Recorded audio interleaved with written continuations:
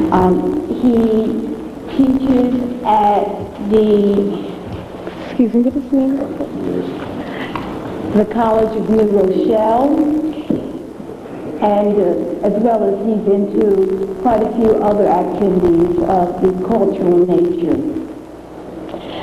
Dr. Amos Wilson has been with us a number of times. We're very pleased to have him back. I will not delay any further. I'll just bring Dr. Amos Wilson. Thank you very much. Thank you kindly. Thank you very much. Thank you very much for your warm welcome. It is indeed a pleasure to be back with you here again today and to see you keeping the faith and spreading the word, which I'm very happy to recognize, and I'm sure you are recognizing, is, I think, beginning to break through the consciousness of our people on a broad scale. If you looked at the New York Times early in the summer, you saw quite a lengthy article about Afrocentrism versus Eurocentrism, a very interesting piece, quite a lengthy piece. Some of you might have read that piece. You saw a brief discussion on Today's Show with Brother Malefi. Newsday, a magazine cover page on the Afrocentric point of view. About, I don't know, maybe a month or so ago, some of you might have seen that particular piece. And South Africa Today did a piece on the Afrocentric point of view. Not that I measure our success or advancement so much in terms of the European press, but in this instance it does imply that I believe the word that has been put out here year after year from Marcus Garvey and before, I think is finally penetrating and becoming sort of so broadly cultured in the black community that it's beginning to get the attention of other communities, which has negative possibilities as well as positive ones. And sometimes I think the other community may recognize the possibilities in a way that we have yet to do so in a deeper sense. Because during the discussion of Afrocentrism versus Eurocentrism, some of the Europeans saw that that concept was more than a mere concept having to do with culture and perspective, that it really had to do with power. And it ultimately, if it develops to its logical conclusions, will end up in a confrontation of these 2 points of views, as it must end up ultimately. And we have to recognize that that's what it is about. Two ideologies, but not just words, not just ideas, not just perspectives, but things that are concretely related to our existence here upon this earth.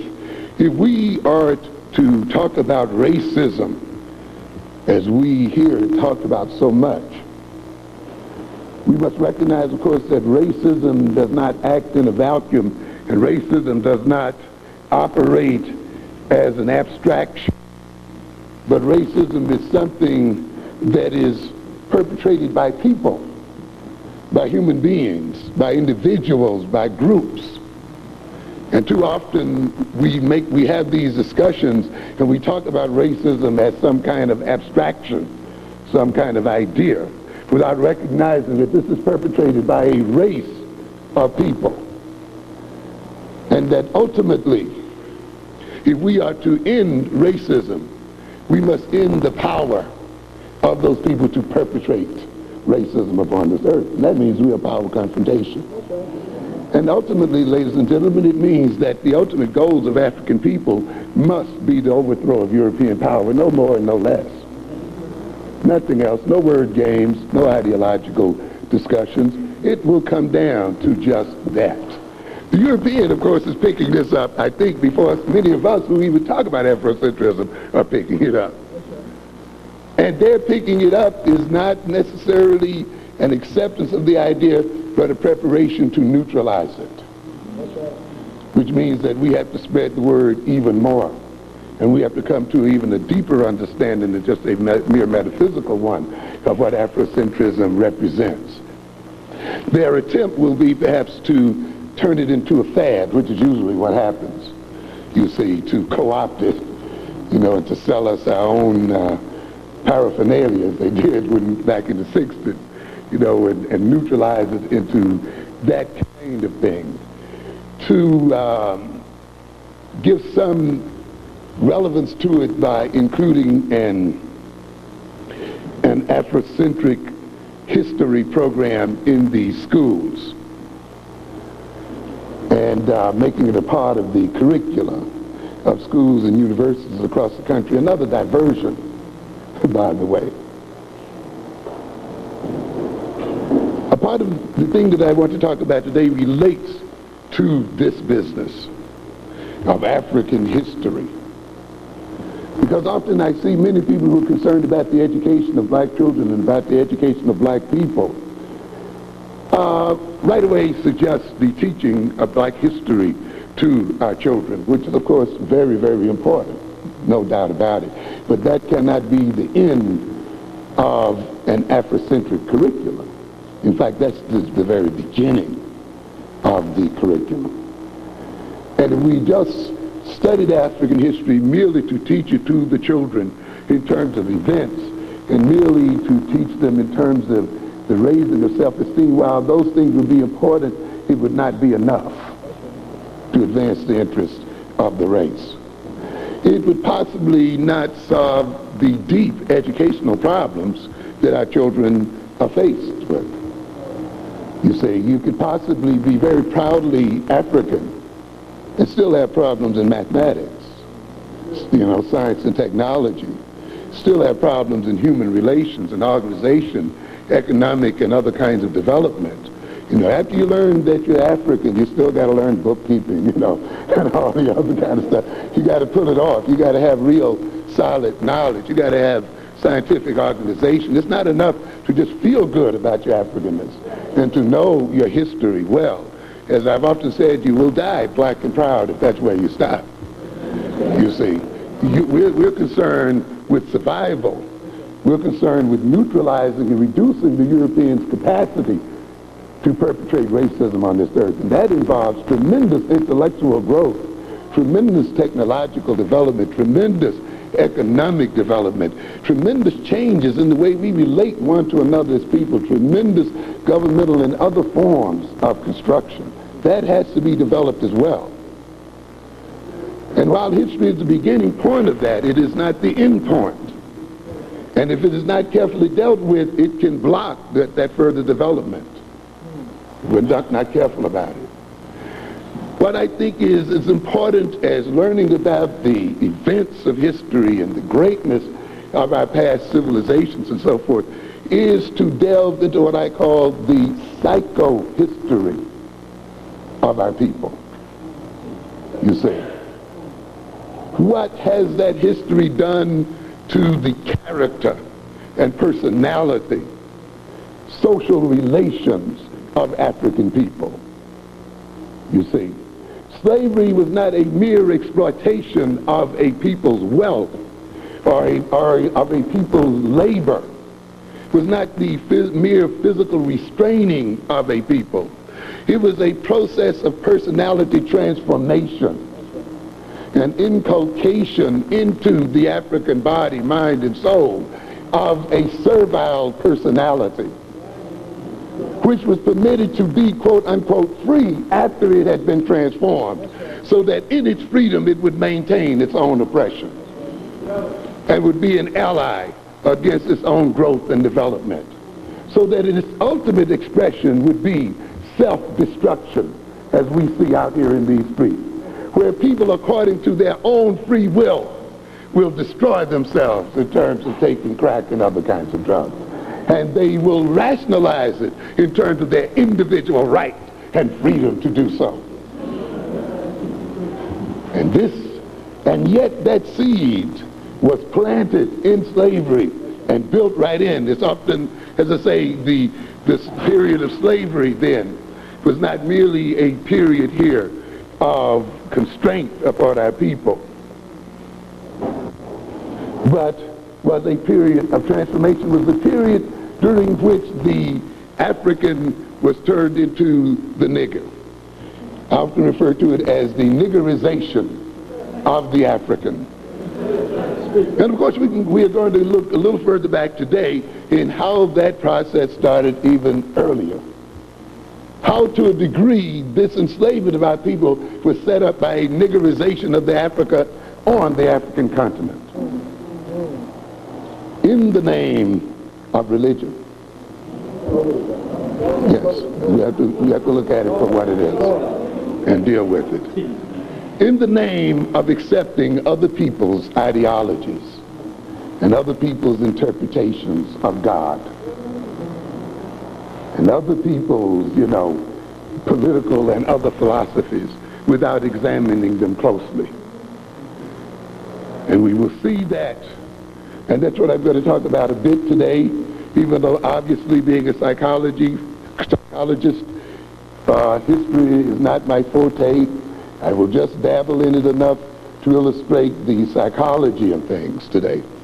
And certainly I cannot by any stretch of imagination outdo the great work of Chancellor Williams in this regard, which I think many people misread,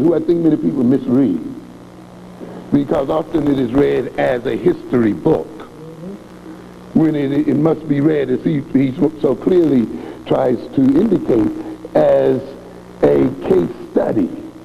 In a sense, it is more fitting to call it a psychohistory rather than a history as such, in the sense that it looks at history in terms of how the historical experience of black people transformed the mentality of black people. It transformed the African in such a way that he is in the condition in which we find ourselves today. In the condition where, even though we live on the richest lands, we nearly starve to death over those lands. And those people in nations whose lands do not contain natural wealth are the people who are seen as the richest today. You've often heard me say that in order for us to be in the condition that we are in, we have to be what? Out of our minds. We have to be crazy. That being out of our minds, that being mentally ill is a political necessity. That the only way that the European can rule this world, being 10% of the world's population, is through lies and deception. And that the only way the European can rule this world is with our cooperation as a people. And with our internalization of those lies, and without taking those lies to be truth. And you see this then beginning on the African continent. The first thing that I want to deal with in terms of psychohistory, and of course we dealt with that even in our last lecture here to a good extent, when I tried to show how our amnesia for our history, our forgetting of our history, not only is a forgetting of knowledge, and a forgetting of great events in our lives, and a forgetting of events that can make us feel good about ourselves, but how that amnesia led to a forgetting of methods of technique, methods of coping and problem solving. I dealt with it in our last lecture in terms of how we have forgotten certain economic coping techniques in the forgetting of our history. I tried to illustrate at that time then that the forgetting of history, again, was not a mere forgetting of facts and information and of events, but was a loss of technique, method, and ability and intelligence. That once we look at the history closely and examine it closely, we will find methods and techniques for solving the problems that we are faced with today. I'm going to continue then today with the psychohistory to a degree. I deal somewhat with it in terms of a psychology, I think, that has developed as a result of our lack of knowledge of history, and not only of African history, but of history in general. I think often, and this subject was suggested during a discussion, that many of us consciously and unconsciously think of ourselves as being cursed, you know, and many of us fall very quickly for the old Ham story, you know, the curse of Ham and the Noah myth that was laid in. You know, it often happens sometimes, many people, when they find themselves sick, you know, ill, you know, why me, and why did it happen to me, and what did I do wrong, you know, and we re-examine ourselves to see what kind of sin we must have committed that this terrible thing could have happened to us. Of course, we have to first face the fact that bad things happen to good people, you know. Being good is no total insurance against bad things happening to you, and there are reasons for that. And so the idea that you may be sick or you may suffer a catastrophe does not necessarily mean that you have been a terrible, evil person, or that you committed some great sin in the past. You know, ask Job about that. Lived very well. As a matter of fact, he caught hell because he was what? He was good. God said, I'm going to use you as an example. This is the best. And struck him with illness and so forth. And so, you know, the idea that one suffers necessarily because one has at some point been evil, or one has at some point done something terrible, does not necessarily wash. But often our people who are ignorant of our history and ignorant of the history of man and ignorant of the human psychology will look at the condition of the African today and consciously and unconsciously say, well, what is it that we did in the past? So we must have insulted God or somebody such that we are suffering the way we are today. And it really must be kind of rough, you see, for those of you who talk about Jesus being black. As well, it's sort of a puzzle there, because you still have to ask this question: if you're black, why are we catching the hell that we're catching today as people? It must really puzzle those who are Christians when they pray and sing to the same Jesus and moan and groan and do all the things that we do in the presence of Jesus, and yet see that Jesus seems to hand all the material goods to the other folk. And we still seem to catch hell. It's almost as if we catch hell to the degree that we believe the deepest, and the degree that we are the sincerest in our praise of our God. And it's hard, consciously or unconsciously, not to wonder, why? Why? What brings this about? Such that the more we pray, somehow the more hell we catch. We bury one black boy and we pray and bury him, and they shoot another one and we bury that one, and we bury a sister and we bury again and again and again. And yet those who pray to the same God we pray to shoot him down and seem to get away with it again, and shoot them down again and shoot them down again. Of course, some of us, you know, are afraid to even think about it. We don't even want to deal with it. Others of us don't think about it out loud, but it's in there. You see, what is it? You must remove from your personality and from your mind this sense of cursedness if we are to make it in this world. This sense that God has it out for you in some sort of way, that fate has it out for you. No, that's not the case. And I think the reading of history demonstrates that very clearly.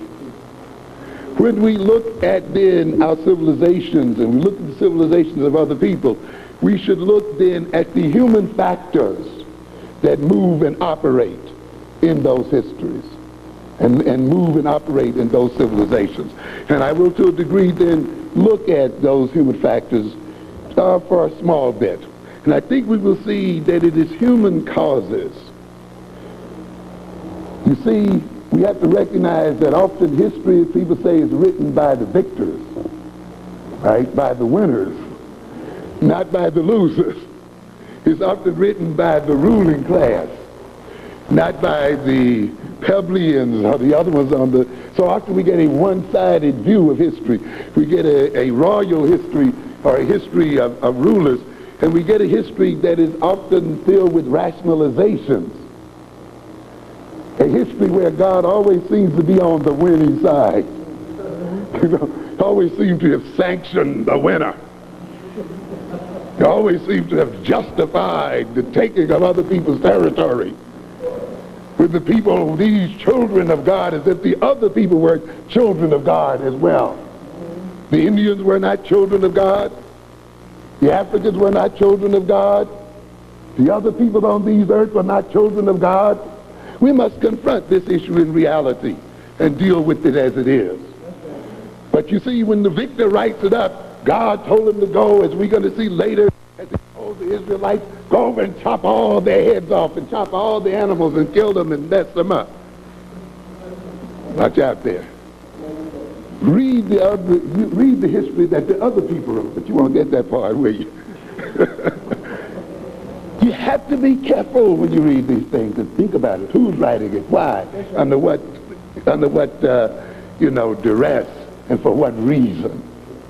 Because if not, you see, you pick the psychology up, you see, and you get caught with the psychology of cursedness and give up before you even fight and will not strive to liberate yourself.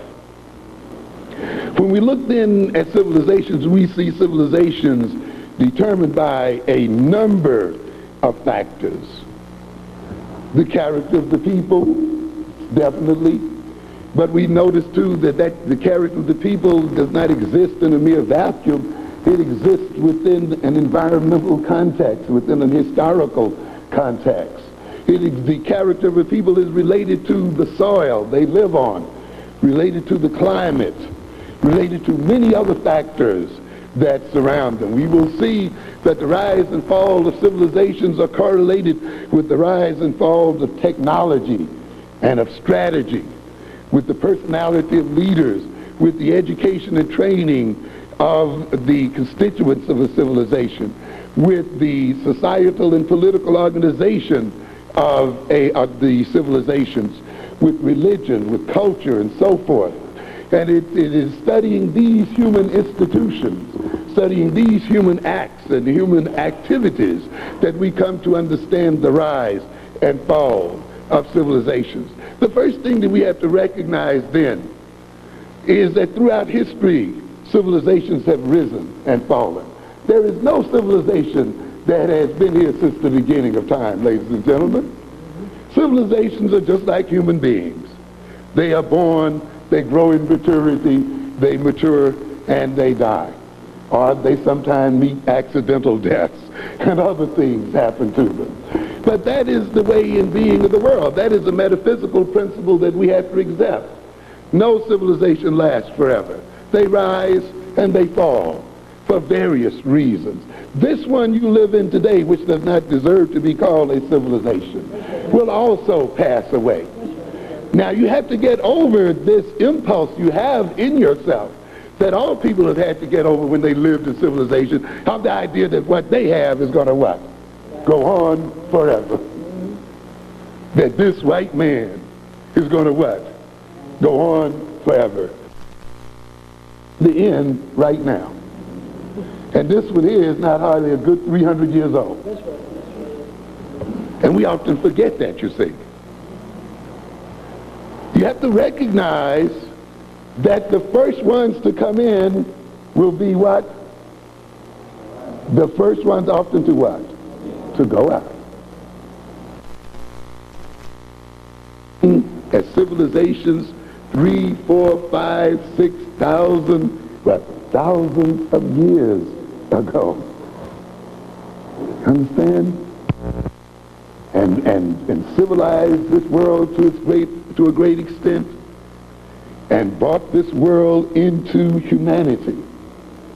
But looking at the metaphysics of things and the generality of things, those civilizations being early, being the beginning, naturally, in a sense, would be then those that would pass away, and followed by what? By others.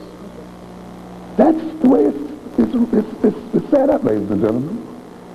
Not cursedness, not set on by fate, per se. No people are picked out by fate. The Roman civilization did what? Passed away. The Greek civilization, what? Passed away. The Dravidian, what? Passed away. Aztecs passed away. This one is going to pass away. Others are going to pass away. That is the nature of being.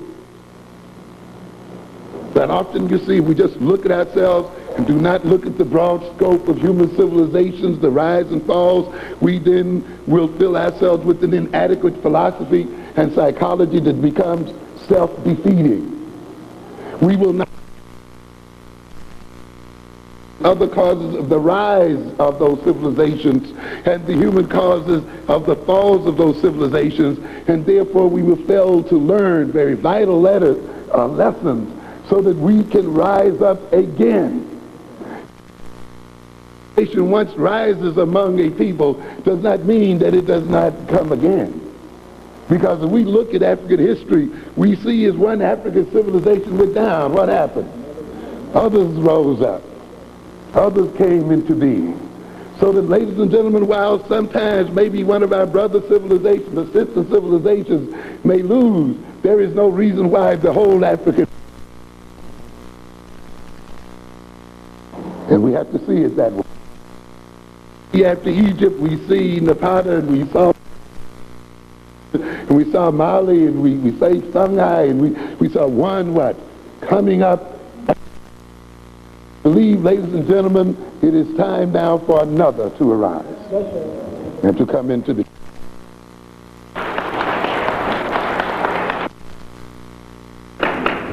But in order for us to bring this new one into being, and I think this the African American, who to a very large extent is going to be responsible for bringing into being the next African civilization, the predominant civilization on this earth. It's going to be among us, I would believe, that this is going to happen. But we have to go through a process, as we are going through the process right now. And we have to become even more conscious of the process that we're going through in order to bring this change that is of necessity. We see then the changes taking place. I've often asked the question, are we as African people to get rid ourselves to overthrow the European civilization only to be now to fall under the weight of the Asian situation? We are at the crossroads as a people. And we must make some vital and quick choices. It's very, very important that we make these choices. We must also recognize, though, that at times some ethnic groups and other groups have faded from this earth. And that possibility also stares us in the face as people. The mere survival of our people on this earth today. When you look at African civilizations, and I haven't done the complete calculation, but roughly speaking, there have been no civilizations on this earth that have lasted as long as the African civilizations. In fact, if you add up, I believe, the years of the existence of African civilization and the civilizations and the predominance of African civilizations, you probably have to run a span of something from what, about 10, probably over what, 20,000 years of African predominance. You name me a European, Asian, or any other civilization that has that record. So it would appear to me that fate and God, or whatever you want to call him, has been very much on our sides. We have a so-called European civilization, and particularly this United States aspect of it, will be lucky if it makes it to 300. These so-called recent civilizations are but twinklings in the eye of African civilizations. And we must see that then and integrate that into our philosophy and into our psychology as a people. We must recognize, as I've had pointed out when I do more economical kinds of lectures, that great civilizations are built on great economies and political administration. Often I've said that when we talk about Egyptian civilization, those civilizations, We emphasize the temples, and we emphasize the gods, and these kind of things. And while that has its advantages, we must not forget, though, that these civilizations were founded on solid economic foundations and upon human organization and human relations. The mere belief in Egyptian gods would not have been enough for Egypt to have flowered into civilization and for it to have accomplished what it accomplished. There are other factors that must exist there as well. You will not find a great people and a great civilization not having, in some way or another, an economic niche. Control of some kind of economic set of resources. Control in one way or another of some kind of set of economic circumstances. You can have all of the ideology and good feelings you want in the world, but until you have economic control and political control of yourself, you will not rise to greatness.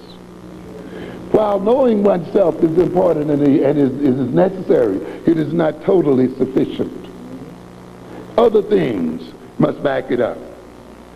As I've said in other occasions, you may teach our youngsters to think mathematically, you may teach them to think scientifically and so forth, but if you do not provide an economy for these youngsters, you will still suffer oppression. Because science and technological development is intimately related to economic and political structure. Science develops out of a political structure. Science ultimately is a political product, not merely the product of some genius or some scientist in some lab or other, the way it is presented to us. No, you have to have a social system, an economic system that produces science. When you get these young men and these young women to thinking mathematics and science, and when you get them developed in their scientific technique, you have to also provide them with the laboratories that they have to work in. You have to provide them with the universities. You have to provide them with the cyclotrons that if you don't have today, you are not doing physics. Cyclotrons that circle a circumference of some 50 miles around, surrounded by heavy magnets, surrounded by miles and miles of electrical cables, surrounded by computer after computer. It takes an economy to support that kind of research. No matter how much knowledge you have in your head, you will not be able to transform your power position unless you transform your economic position in the world. You're faced with the devastation of AIDS today. AIDS is an intellectual type of warfare. It is a battle of minds. It is a battle of research. It is a battle of economics. It is a battle of distribution systems, a battle of education, not of bombs, not of planes, not of bows and arrows, but of mentality and laboratories and universities.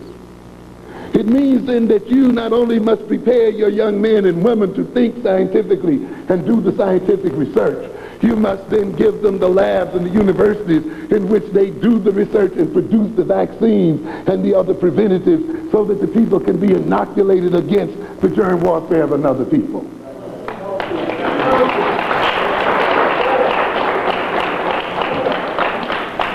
You must recognize that it does not matter today whether Africans are flying jet planes, whether Africans are driving tanks, whether Africans can buy weapons from the United States and so forth, unless an African nation is in the position to do Star Wars and to fight wars 500 and 600 miles out in space, you can forget it. And Africa has yet to enter the space race. I have told you that the mere riding of black astronauts up in some space satellite does not bring African people into the space race at all. You're just going along for the ride until you can send your own satellites and your own rockets in space.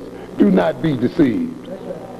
As a matter of fact, we're often deceived by these spectacles, by these circuses that put our men and women in these satellites and makes us think that we're a part of the modern age. Unless you own it, And unless you control it, you're not in it. It's the same kind of mentality as I was talking to our brothers as we rode over here that makes us talk about black banks. You know, when there's no such thing as a black bank. No such animal. When in a way it's been the black banks that have retarded black economic development. Peculiar statement, isn't it? When your premier black bank on 125th Street has presided over the Asianization of your economy. Look at it. Worth 30 or 40 million dollars, can't lend but $1 million. That's right. Study economics, ladies and gentlemen, understand what's going on. Do not be deceived by black people hanging out behind bars in there. By black vice presidents and presidents. Any institution that is run according to the rules and regulations of another people is not yours. Any institution that has to follow this lending policies and other policies, the rule and regulation of your enemies is not yours. I don't care how many black people you got in it. That's why, despite the fact that it sits in the middle of your community, you cannot get anything out of it. And the other people grow and prosper right in the face of your so-called banks. Because you haven't come to understand the concept of banking in its deepest sense. You haven't come to understand that you don't need another people's permission to start a bank and to develop a bank. You don't have to run one according to the definition of other people. That you must define the rules and regulations in terms of your own reality and move it forward from that.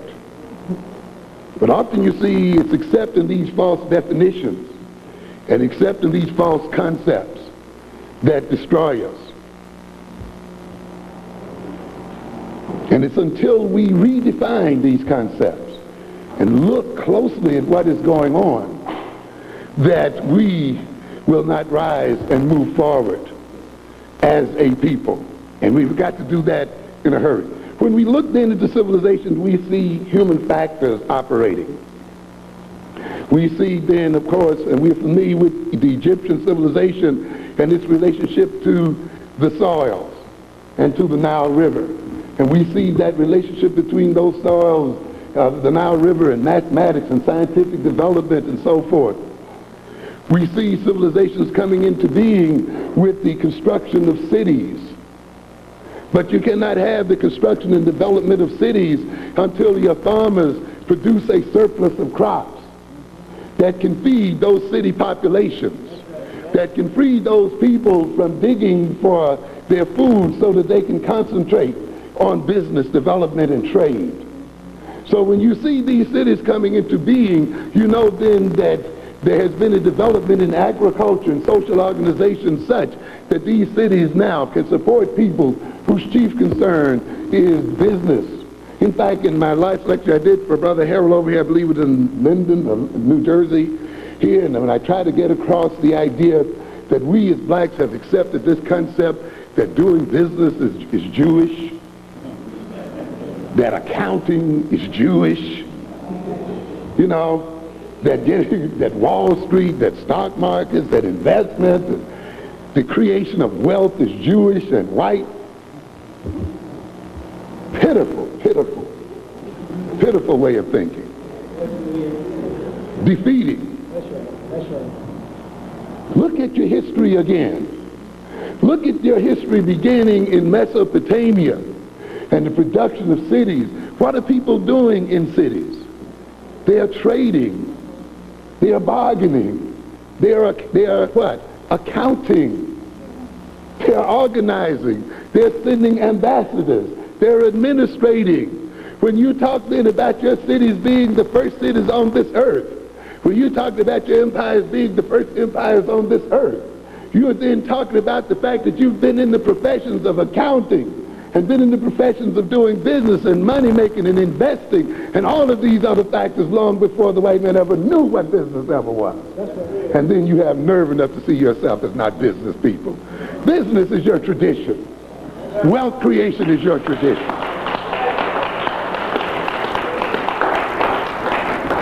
When you look at those pyramids, you just see a pile of stone? Do you just see some technique there? You must look at it carefully and see what an economy that allows this kind of building to take place. When you see those stones stacked one upon top of another, you will not see the God stacking those stones. You will see men stacking those stones. And you will see men and women and people who have to be what? Paid and provisioned and supervised and administered and accounted for and regulated. And you got the nerve to say that your forte is not administration, accounting, and taking care of business, and that business belongs to Jews. You have to be out of your mind.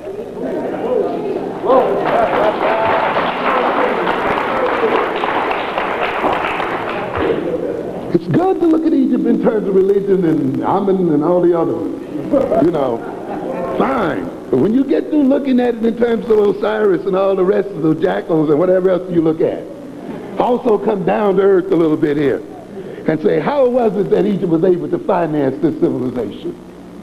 How was it that Egypt was able to develop the stonemasons and the architects and the supervisors and all of the other professions that had to go into the development of that civilization that lasted for over 3,000 or 4,000 years? Ladies and gentlemen, then you will recognize that business is yours. Money making is what? Yours. Wealth creation is yours. And it is you who taught it to the others. And it is yours to take back again and to use again.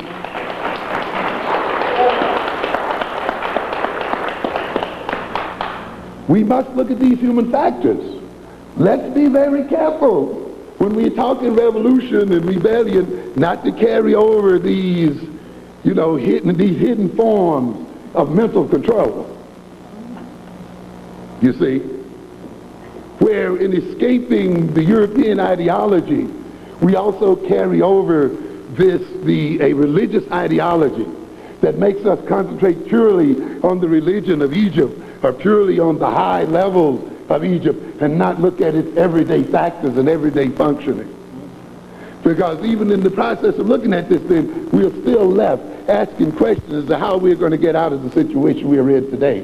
And we're still asking questions as to how civilizations are built and how they are structured and how they come into being. And as we move off the plane then of the gods, because let me tell you, you have to have an economy to build up a priesthood.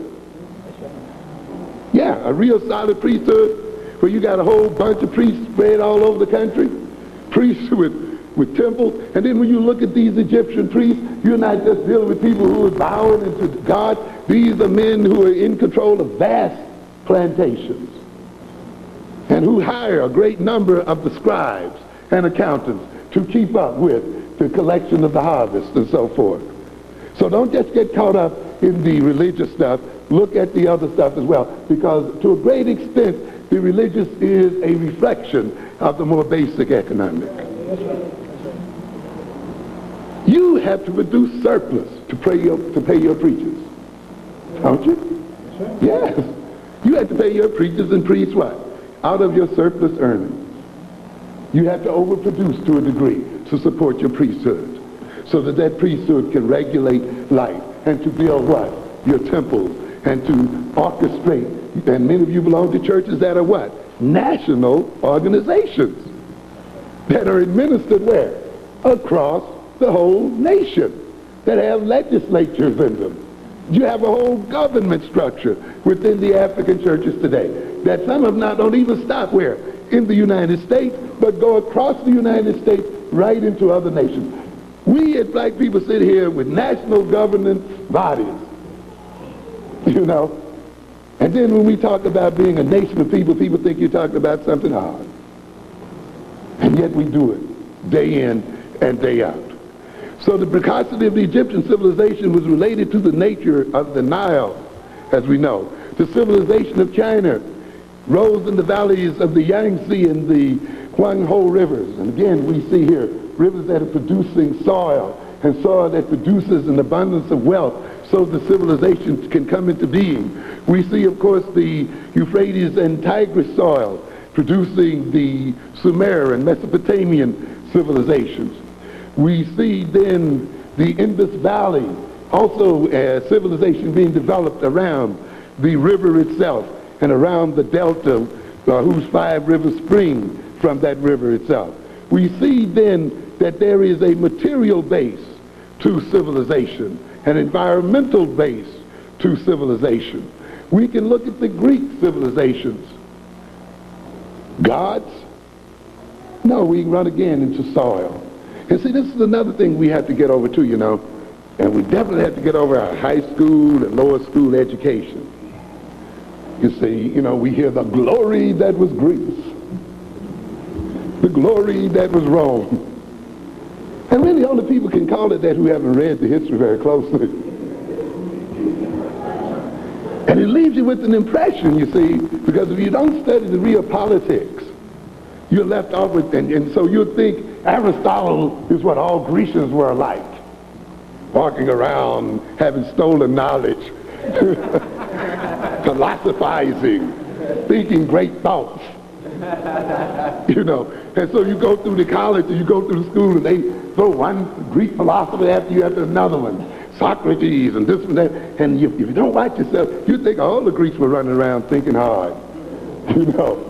And we talk about the genius of Greece. Come on, ladies and gentlemen. Remember what I told you, history is written by what? The victors and the upper class, the other people. And those are almost always what? Tiny members of the whole population. Rationalizers of their history, you see. And you have to look at the reality. The Romans were some of the most cruel, ruthless, uncivilized people you'd ever want to see on this earth. Yes. Yes. Terrible. How much art did they really produce? How much science did they really produce? Think about it. How much literature did they really produce? Think about it for a while. Why did it fall apart? Why did Rome tumble to pieces? Why did the so-called empire of Alexander tumble to pieces? Why did Athens fall? Why did Sparta fall? Look into those things. Get over your glorification of these people. Reread Homer's Iliad and get over the glorification of that and look at the bloody mess that you're reading about in that so-called great story. The cruelty there. The gods even coming down getting in on the bloodletting. Yeah. The gods, raiders, thieves, whole nations, thieves, killers, hating to farm, hating to organize themselves, and therefore set themselves up to raid other people and destroy other people, and then call it what? War. Are you kidding? No. And you look at one at the other, and you see economics at the bottom of each one. Robbing and what? Robbing, raping, stealing, killing, cruelty, one cruelness after the other. One book I want to mention here is a book by a guy named Koblenz who talks about title From Arrow to Adam, and he looks at the psychological side of war and recognizes to a great extent that man is really not basically warlike as we tend to think. And you look at then the methods by which you get people into war, and you begin to realize that most men had to be what? Forced to go to war. Yeah, you got to get them in on the what? The draft. You got to make them feel ashamed for not fighting. You got to ostracize them. You have to threaten them with dishonorable discharges. You have to threaten them with court martials. You have to threaten them with all kinds of things to get them out there in this bloody gore. But you know, people want to make us think that, oh, this is some natural instinct of human. If it's so natural, then why you have to get people and push them as such? You have to bribe them. Yeah. And many of these ancients that you saw going to war went to war for gain. not for any great love of country, great honor, because they could get something as a result thereof. Because in the end, they would be counting up the gold and counting up the stuff that they had stolen from the people they had just overrun, who often didn't cause the war at all. That's right, and you can see the army administration and the king sitting there and says, now you got to bring all this stuff and put it in the pile first. Right? And then, of course, the king gets his share, and God gets his share. I guess that's the priest, right? And then, yeah, you know, you're going to put a tenth. You think this tithing just started with the Christian church? That started with warfare. Okay, you know, the king get his bit, and after the king get his goats and sheep and all the other stuff, and then the officers get theirs, and then what? You know, you give the soldiers some. And you should see some of the inducements. Oh, you won't have to pay taxes after you get out. Oh, you won't be on part of a forced labor gang, you know, for the state once you get out. All of these things are put in. You can see back in the Babylonian times, the king telling the people, I'll pay you for every head that you bring in. And they talk about then thousands and thousands of cut off heads stacked like pyramids. And so each soldier coming in with the head, making sure that it is counted by the accountant. So when the time came for handing out the gold, he would get his share. This is the reality of things, ladies and gentlemen. But when you let another people teach you that history and lay on you the glories, then you misperceive what it is about. It can be glorious, but it also can be inglorious. I've often said that the drug laws takeover of our community is not fundamentally different from United States imperialism. The United States tells Russia or someone else, South America is what? Ours. What did Monroe call that? The Monroe Doctrine? Manifest destiny? Yeah. Oh, it didn't matter what the South Americans had to say about it, did it? They didn't have anything to do with it. This is ours. You stay out. You know, these are the people we're going to exploit. The Caribbean is what? Ours. You can't come in. The Russians, Eastern Europe is what? Ours. The Chinese, Southeastern Asia is what?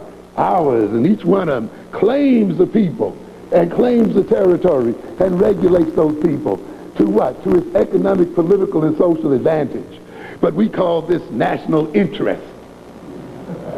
Right? And we hide it behind high-sounding diplomatic words. And we hide it behind diplomacy and good manners, when it is nothing but thievery and robbery and exploitation of another people.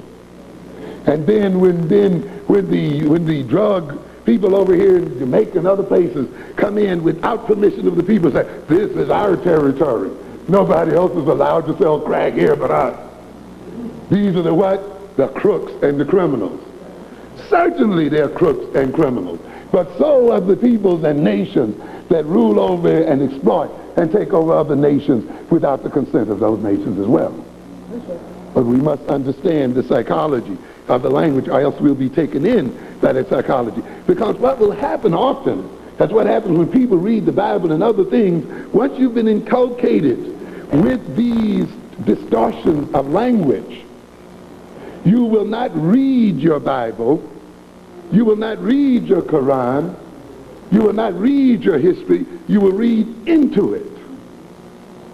You will impose the vision on it. You will not see the word. You will create a story on the word instead of letting the word speak right to you. And then people say, well, now you have freedom to read. You know the old phrase, the best way to hide something from Negro is what? Put it in writing. Yeah, put it right in your face. Yeah. Take the scales of European catechisms from your eyes and really read the Old Testament for a change. Yeah. Really read it. God is the same today as he was yesterday. As Yusuf's The father of the young man said, if this was the Old Testament, God, we'd be over there in this and earth, you know, doing a tooth for a tooth and what? An eye for an eye. Because the God of the Old Testament didn't take it. And I'm going to be back to that in a minute. You don't have to believe me.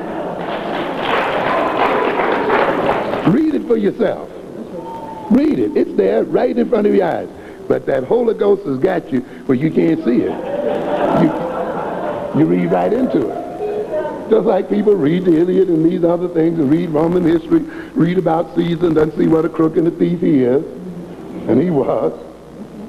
Because of civil war, a man greedy decides that since he has the strength and power to take over the Roman city and the Roman Senate, he does so. Oh, beware the Ides of March. You know, we get carried away with that stuff. This great Caesar, et tu, Brutus. Come on.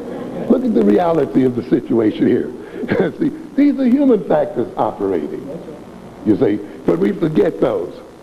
The Athenian situation is interesting because, in a sense, Athens did not have any good land.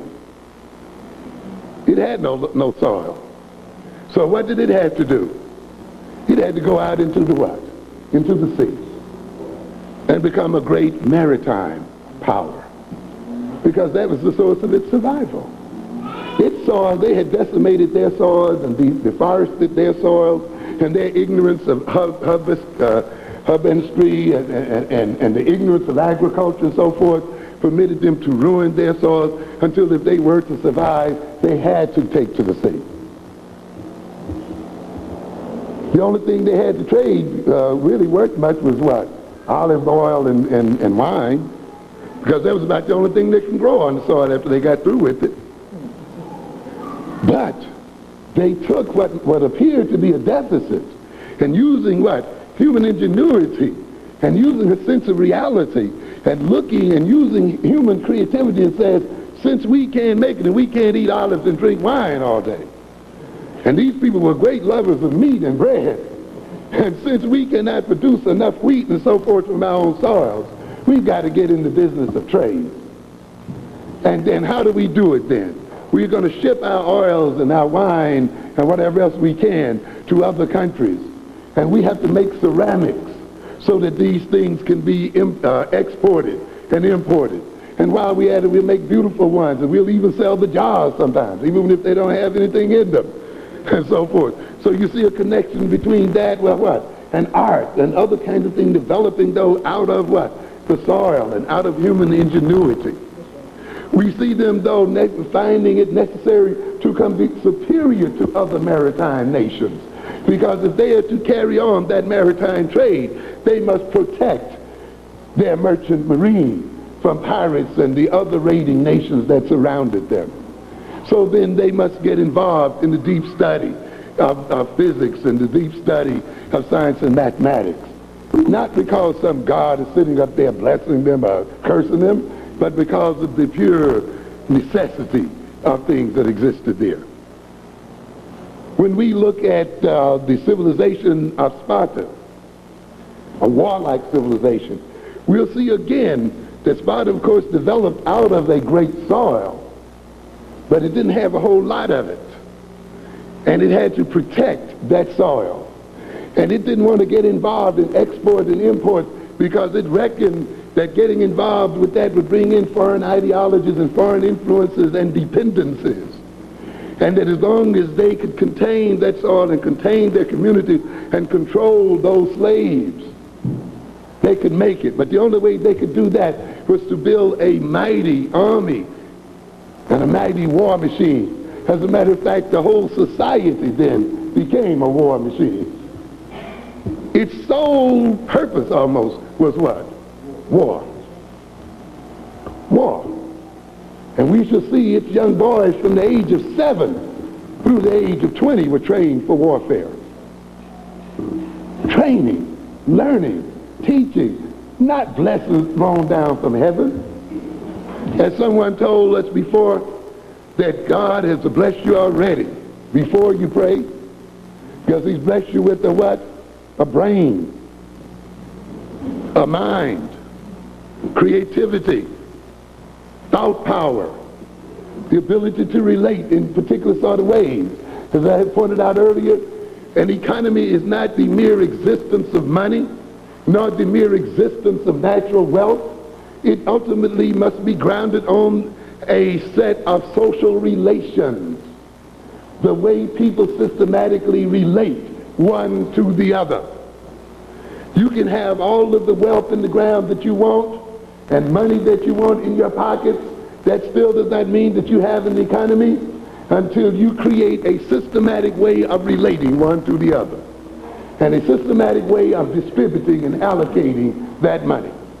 We look at the African American today with pockets full of money but no economy, because the necessary set of human relations and the relations that we should have one with the other are not in place. When we relate one to the other in the correct manner, when we deal with one another in the correct manner, when we establish the right ideology and ethics among us as a people, then we will take advantage of the wealth that we have and the power that we have today in this world. The Japanese, with no natural wealth at all, no natural resources at all, but what? A mind. Using the mind to challenge the hegemony of the United States, to challenge and nearly overthrow the hegemony of Europeans. And the United States is blessed with some natural resources. And yet you'll hear American economists talking about the United States becoming a third world nation. Why? And when the United States sees itself in danger, what does it do but look at the education of its youth? Look at the character of its youth and how the character and education and the relationship and the society itself must be reorganized if the nation is to survive. Because they ultimately recognize that the survival of the people is ultimately right there in their skull. And it hangs on this situation. Not just what you're given, even though what you're given gives you a head start and can make life easier for you, but you got to add something to it. You got to bring your mind to it. We look at the civilizations of Africa, we look at Ghana, and we see that Ghana rises up on a base of what? Gold, salt, iron, manufacture, agriculture, and so forth. We look at Mali, and what do we see? Similar things.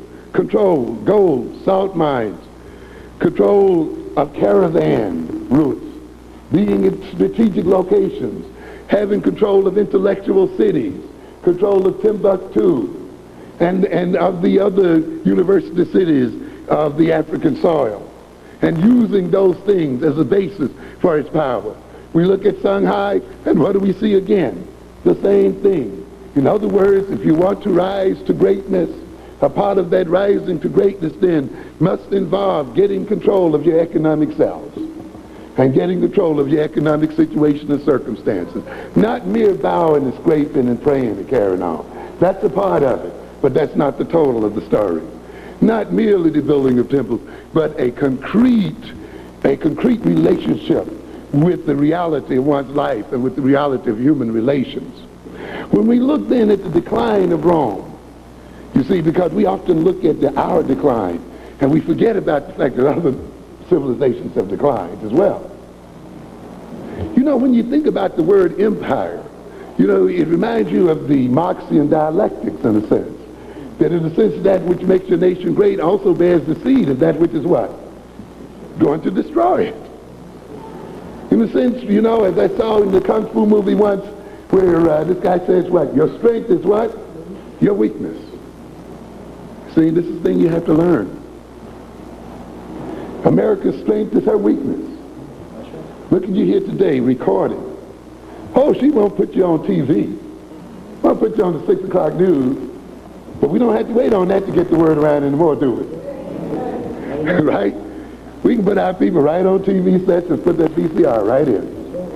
Audios, the whole thing. And so America's strength is what? Her weakness. You take that strength, man, and now you use it against her. And when I talked earlier about Afrocentrism, it's spreading on the airwaves, it's spreading through the TV sets, it's spreading through satellites, it's going all over. In other words, Europe brings her destruction right with her in her technology. And all we have to do is what? Use it. Apply our ingenuity to it. And this is what happens to empires, ladies and gentlemen. That's the nature of the beast. When you talk about an empire, what are you talking about? Sometimes a small group of people who through ingenuity, through strength of character, through perceptiveness, have gained dominance over larger groups of people. People of different ethnic backgrounds sometimes, different customs and cultures. That's the strength of that civilization, isn't it? Because then that civilization can tax its colonies, can make them pay tribute, and therefore it increases in what? Wealth and strength, can support its army and its administration and so forth, based on this taxation, exploitation. When you look at the empire of the United States, what do you see? A country that's living solely on what it produces within its own borders? Of course you don't. When you look at the so-called British Empire, do you see a country that either living solely on the production of its borders? You have been deceived into thinking that these countries are independent economies. And in many ways they are what? Dependent economies. Yet again, when we let other people define things for us, you see, we get it backwards. And I've often told you before that if the European is to rule this world, being 10% or less of the world's population, he can only rule the world by doing what? Turning things what? Backwards. That's the only way he can do it. So that the nations that are called powerful are in effect really what? Weak, dependent, are fed and supported by nations that are called weak. Black people called poor create what? The wealth for the wealthy. Harlem called poor and run down is being feasted on by all kinds of ethnic groups. If you were really that poor, why would they be there? What could they be getting out of your neighborhood? You got wealth. You got wealth. But you have to not know it. You have to not be aware of it. You have to be alienated from it mentally in order for it not to be used. But so when you build an empire, what you have is a bunch of disgruntled people and groups just waiting for the moment that they can break loose, right? Yeah. It's not all what? Peace and harmony and glory and all of that stuff. No, not by a long shot.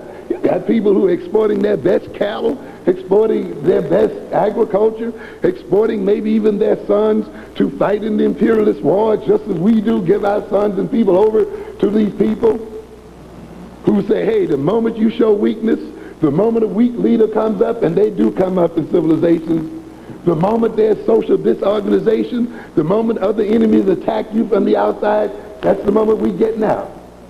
That's the moment we're going to betray you.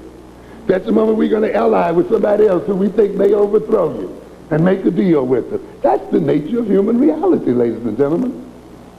We see in the Roman Empire and the other empires people spoiled by their wealth. Right? Power corrupts. And what does it say? Absolute power corrupts what? Absolutely. Destroyed by your what? Success. The Romans, why were they such fighters? A small group of people. People who had character and strength, as long as they were closely tied to their soil. And as long as they tended that soil. But they became a war machine, training their youth from early age. And this is another thing I want to point out to you. You see, it's not happenstance. You can look at the Israelites and all the rest of them who were helped by God, and yet you'll notice one thing, they still didn't hesitate to train their armies. They still didn't hesitate to buy military weapons. They still didn't hesitate to raid somebody else's property. They still didn't hesitate to develop the economies and other kinds of things. So even in that illustration, even if they were the favored of God, and I'm going to show you in a minute, they were favored because they were so hard-headed. Some of the most difficult people in the world. Keep reading, and you see Moses keep throwing up his hand. What? Lord, what am I going to do with these hard-headed people? Right? As soon as I turn my back, they're acting up. Grumbling, fighting. At one point, they were almost ready to kill him and throw him out. He had to run to the Lord and say, protect me from these people because they get ready to eat me up. He told him to go out there and strike a rock, right, and let the water jump out. Cool them off for a while. But even after that, they were still disagreeable. Grumbling, you brought us out of Egypt, out here to starve in this desert. You know? And he doggone it, some manna had to rain from the sky to cool them out. Come on, read it. It's right there. Rebellious, hard-headed, hooked in other men's and people's women. Oh yeah, read the story of the Midianite. How many of you are familiar with that? Israeli men hanging out with these foreign women, partying, having fun, becoming what? Adulterated by that culture, becoming adulterated by that God. And what does God tell them they had to do to those men and those women? Who remembers that? Chop them up, ladies and gentlemen, cut heads. Thousands of them. One had a nerve to walk in the middle of the council with the Midianite woman on his arm. Dapping around. You know, that reminds you of some others, don't you? And what did one of those great prophets and great leaders do? Went right over and chopped his head right off. Come on, read reality. See what's going on there. A God that promises you another people's land. Come on, deal with it. And believe me, I'm not talking about God for those of you in the church. I'm talking about Israelites. Okay? I'm talking about human beings. And I'm talking about people who write history the way they see it. Oh, you think because of all those little miracles that went on in Egypt that these people march out in one faith and one belief in the power of God. And after that great demonstration of the Passover that they would be happy and know their God was. Reread it again. As soon as Moses went up on the mountain and stayed too long. Where's Moses? He's gone, he left us. What's going on here?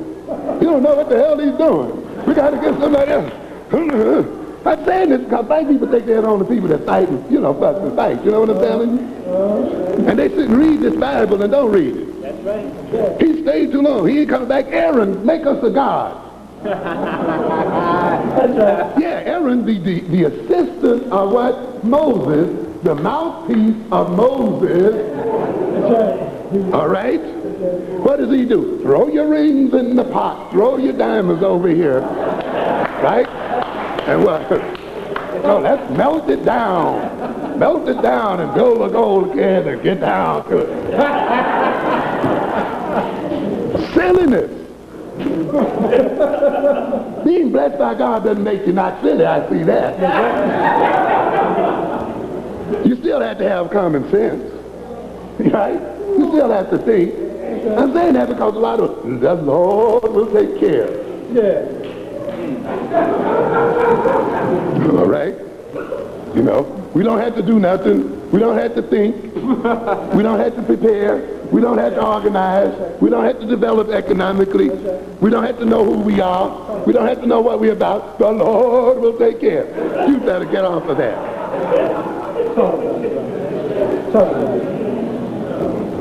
Where is Israel today? That's right. Where are the Hebrews? Come on. You have to deal with reality. That's right. What went on there? Moses went up on the doggone mountain. And that's an interesting thing even to look at that. Moses is going up the mountain in part, I would speculate, because these people are misbehaving so badly in the first place. And he needs a what? A unified code, a unified system of ethics, a unified system of worship, of laws and so forth, to bring these people what? Under one code, and bring unity to these people who are fighting like cats and dogs. He's up on the mountain and they hear the people down there partying. Oh, read it. God said, well, you know, Moses said, what's going on down there, such? God said, they down there partying, man. You better get down there and check them out. He goes down there with the doggone tablet, and he breaks the doggone tablet if they're carrying on so much. What did he have to do after he got down there and saw them in such a mess? He had to kill over 3,000 of them to bring them around. He said, those who are with me and who believe in what I believe in, what? Step up here. And those of you who don't, you stay down there and you see what happened to them. And he called them out. He called them out. Got rid of them. Read it. Because it talks, read it, it's psychology. I tell people the Bible is the greatest source of psychology you will ever know. The greatest source of human nature and the understanding of human nature and nations you'll ever know. There's time to read it as a religious text. I have no problem with you reading it that way, but you can also read it as a psychology text, as a philosophy text, a book that looks into humanity and the way human beings behave. That was about 24,000 Israelites killed around the time of that Midianite disaster. Yeah. And then you go from there and you go into Samuel. I know you good Christians know about that one, don't you? Why was Saul driven crazy? Why was the first king driven crazy? Disobeying God, right? What did God told him to do? Don't remember that one? Huh? He told him to go over into this country and do what? Kill everything standing. Dogs, cats, women, men, boys, everything. Wipe them what? Wipe them all out. All of them out. Kill them all. And what happened? Come stepping back there even with the king of the country. And coming back there with, oh, well, he was good animals. They were too good to kill, so we had to bring them back. Oh, man. And what did Samuel do? Chopped them up. Cut them down. And Saul was struck with insanity for disobeying God. What is going on with this psychology here? It's straightforward. This is a nomadic people, a bunch of raiders. Yes, that's what they are. Hard-headed, disagreeable, having to wander around in the wilderness 40 years again because of hard-headedness and so forth. Yeah, because see, a lot of people think, Jews being, that's stolen as well, but being the blessed of God, they also think that they are what? Better. Come on, read it. It's right there. Right there. But what did they know? They knew. And let me tell you, and it's interesting to look at Moses. And you see Moses negotiating with God, don't you? Yeah, but God wanted to get to those Israelites. Said, let me have them. I'll get in and do what? I'll smoke them all. Moses said, no. Wait a minute. I'm telling you. Read it. Read it. No. He worked something out. Let's do this. Let's do this. Because these people are so terrible. They just need to be gotten rid of. No. But what's going on here? Moses knows we got to put something on these people and give them some kind of unified philosophy and religion and God so that they can act under that God, and even this small band of people will be able to overcome large nations, right? But we also got to make them tell them that what God is a jealous God. That the instant you stop worshiping this God, which means the instant you start hooking into your culture, the instant you start following the rules and regulations of your culture, the instant you start cutting your identity off from your basic culture, The instant you start taking in foreign ideologies and women and men and all other kind of foreign objects and do not understand them, that is the minute you're going to lose the favor of God, and your civilization will what? Will tumble and fall apart. And we see it in civilization after civilization and time after time. We look at the prophets, and what do we see? Prophets coming up saying what? Time and time again, what? Get back to what? Get back to God. Get back to your ways. You're worshiping idols. You're picking up other people's religions. You're picking up other people's ideologies. You're speaking other people's languages. You're taking in other people's concepts of things. That shall destroy your nation. And to the point that you begin to let yourself soak up these foreign ideologies and these other kinds of things, you shall be scattered to the wind, and your enemies shall come and capture you and take over you. And that is what happened, what? Time and time again. But you see, we don't read the book in the way that it what? Instructs us. That is why we pray to the same God and say something to the same God, but the blessings seem to go in two different directions. Which means that our covenant with that God somehow has got to be reconstructed. Because God is, I'm sure God is not here to give you a hard time. But you got to meet him. Moses met him. Moses negotiated with him. And he was telling them, and they came to what? A covenant and a what? An agreement. A contract that says if you keep this and this and do this and this and so what? Things will work out for you. You see? But when you start cutting this loose, what? It's over for you. And you have problems. Terrific problems. And this is what we see. When we look at then the civilizations and their decline, we often see the same thing going on. Rome getting rich, fat, and lazy. It used to be that the center of the Roman army was the landowner. If you owned land, you did the what? The fighting. And the more land you owned, the farther out up front you were. Not like we got it today, right? The more you own, the more what? Other people you can send out. You see? They got like that when? Toward the end, which spelled their doom.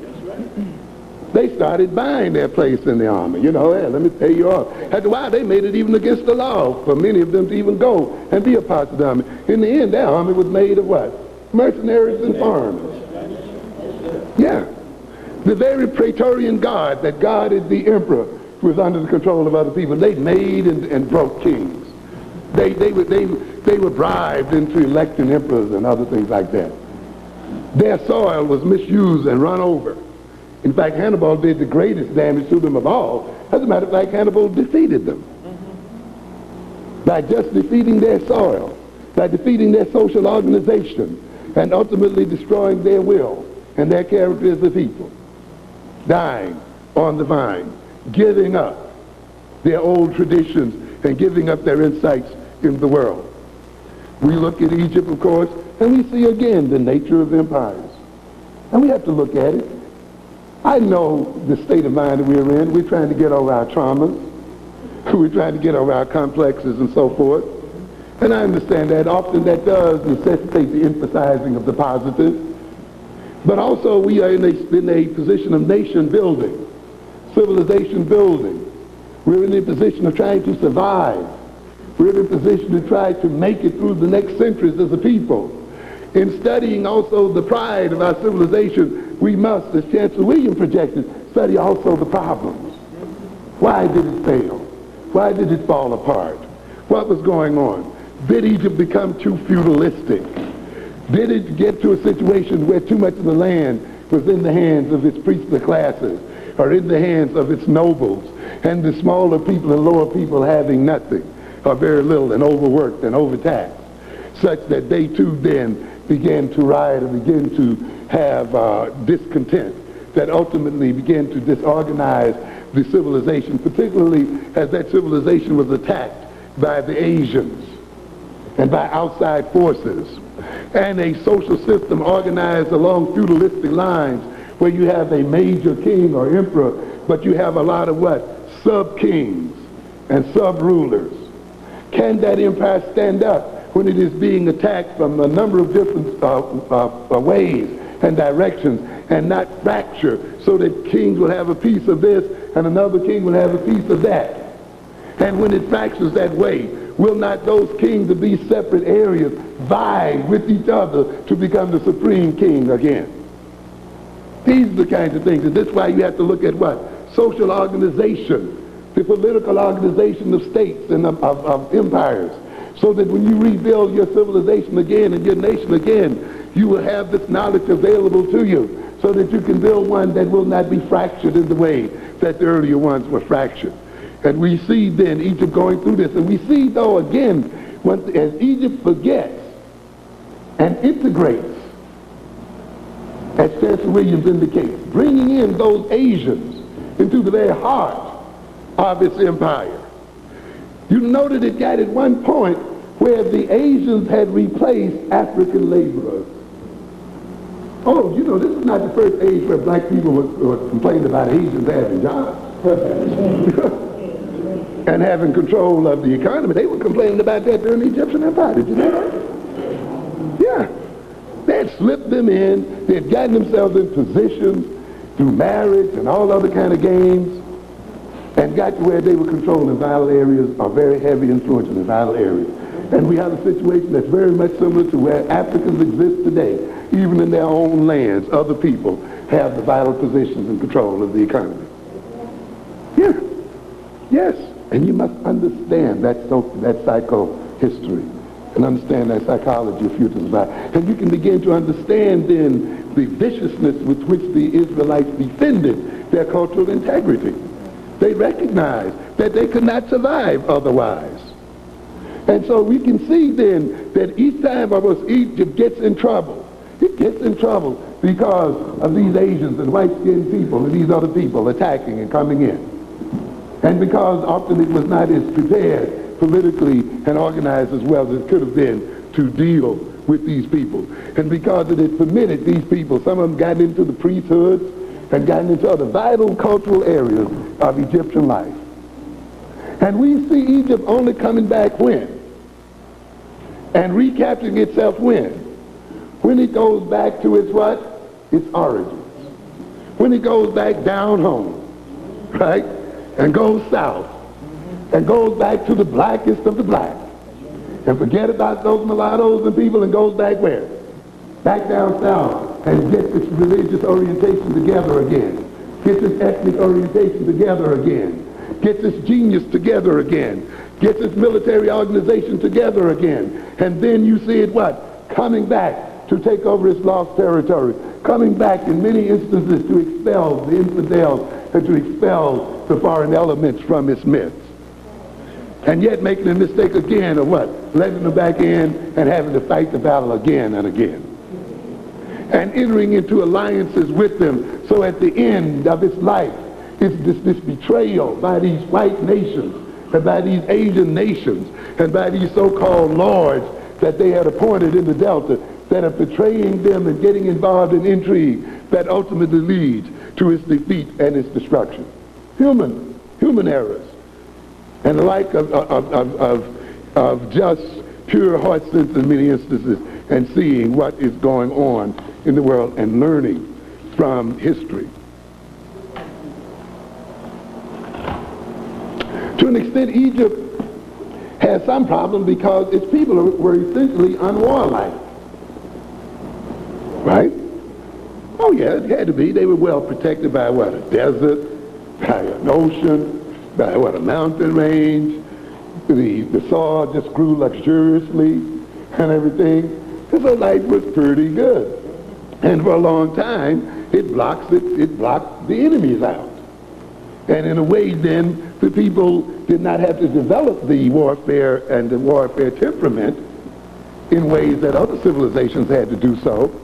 And ultimately, because of that, they often suffered. Because believe me, they did not learn about war and cruelty until the Hyksos got a hold of them. Yes. Just like many Africans didn't learn about it until the Portuguese got a hold of them too. Yeah. Who taught them what cruelty meant and taught them what it means to really make war. But dig that African ingenuity, though.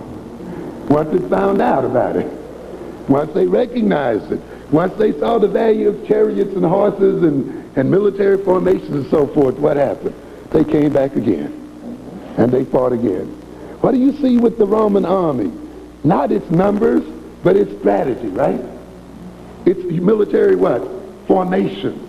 Its ability to make a living fort and make that thing and build a square and use that square to decimate hundreds and thousands of its enemies, while its enemies are making what?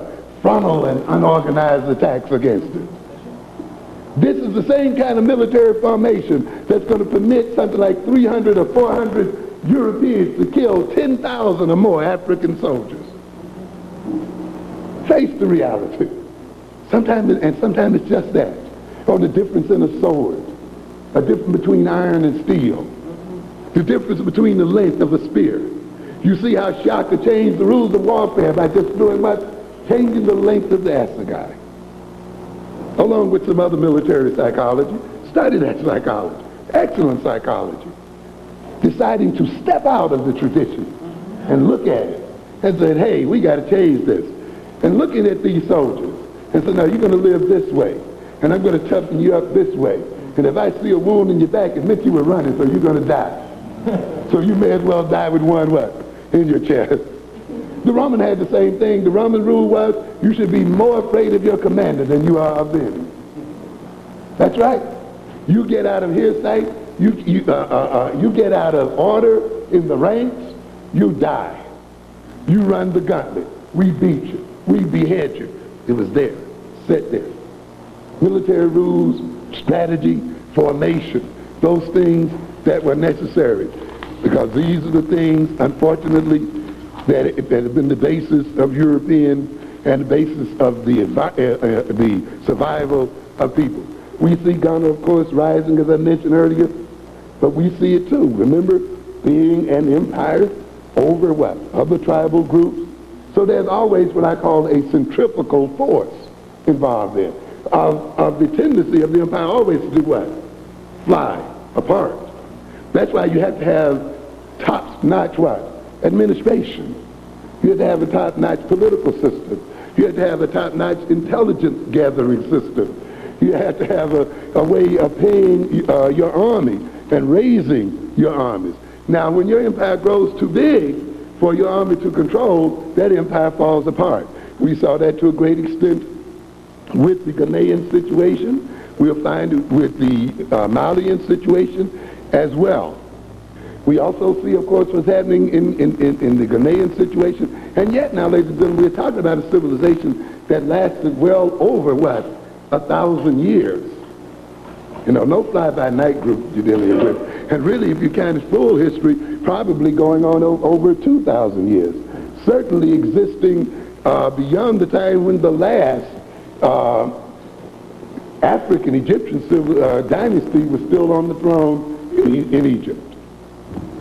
And yet we see then what is happening again, as Chancellor William points out again and again.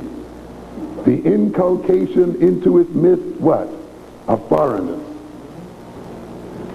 Into its midst, foreign religion. Kings who begin to say, out of expediency, I will become a Muslim. All right, let's deal with the reality. I know some of you don't want to deal with it. Yeah, out of expediency. Because remember, the whole African population is not Muslim.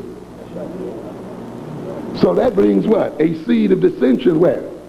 Right into your society. The ruling class, the powerful group, the king is Muslim, and what? The population is still what? Non-Muslim. Problems there. Other groups outside, non-Muslim. Or other groups under your domination, what? Non-Muslim. Problems. Problems. Muslims controlling the caravans routes. Muslims having to be what? Bribed. Muslims controlling to a good extent some trade and so forth. And we call that expediency. But look at it very carefully. It was expedient for the Arabs, not for the Africans. It was expedient for them to say what? We will only trade with whom? Muslims. We will only give what? The Muslims the best deals and so forth. It worked for whose benefit? For the Arab benefit.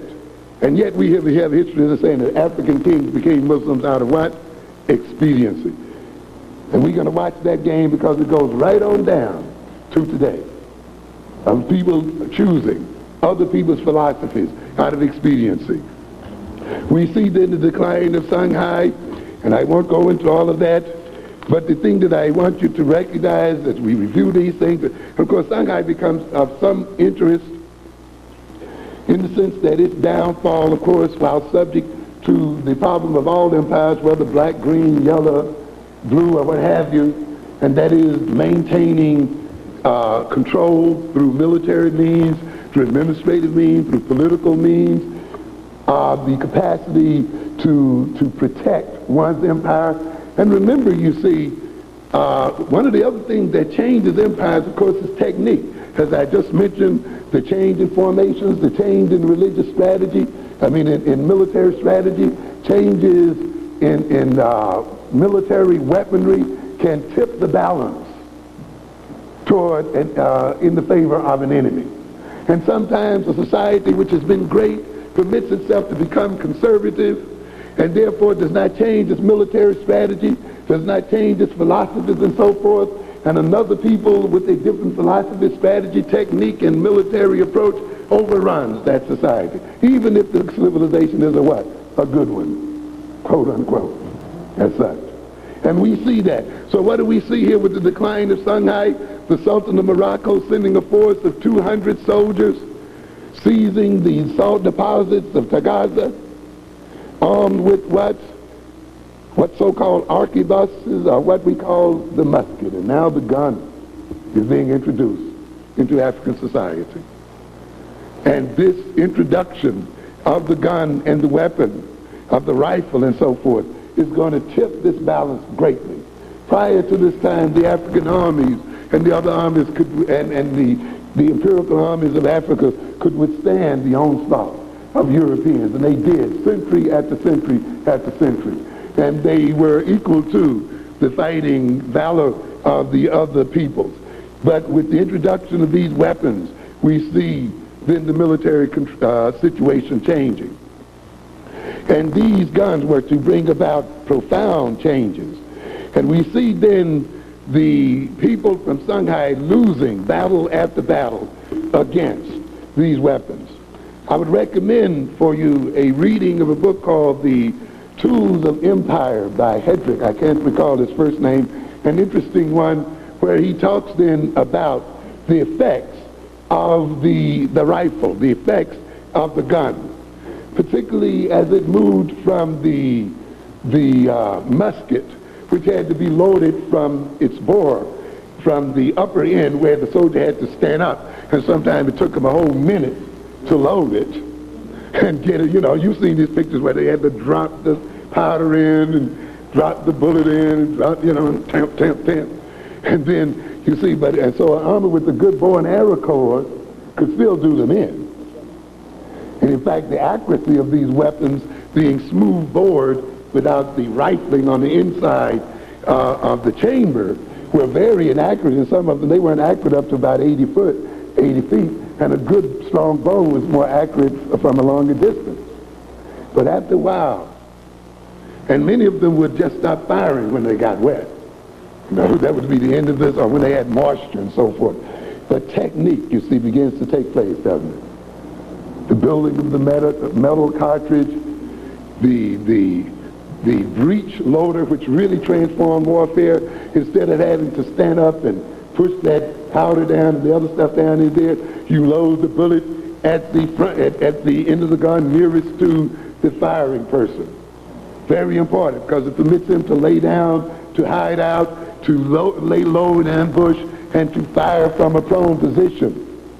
And as you rifle the inside of that barrel so that the bullet comes out spinning, you see, instead of tumbling in upon end and so forth, you increase the speed and you increase its effectiveness and its distance, so that when you could get a small group of men put into a Latin square and so forth with that kind of rifling and that kind of gun and wreak havoc on a bunch of people running with spears and assegais, as did happen. And then when you add on to that the machine gun, particularly the magazine gun. 3 or 4 of those could kill men by the thousands.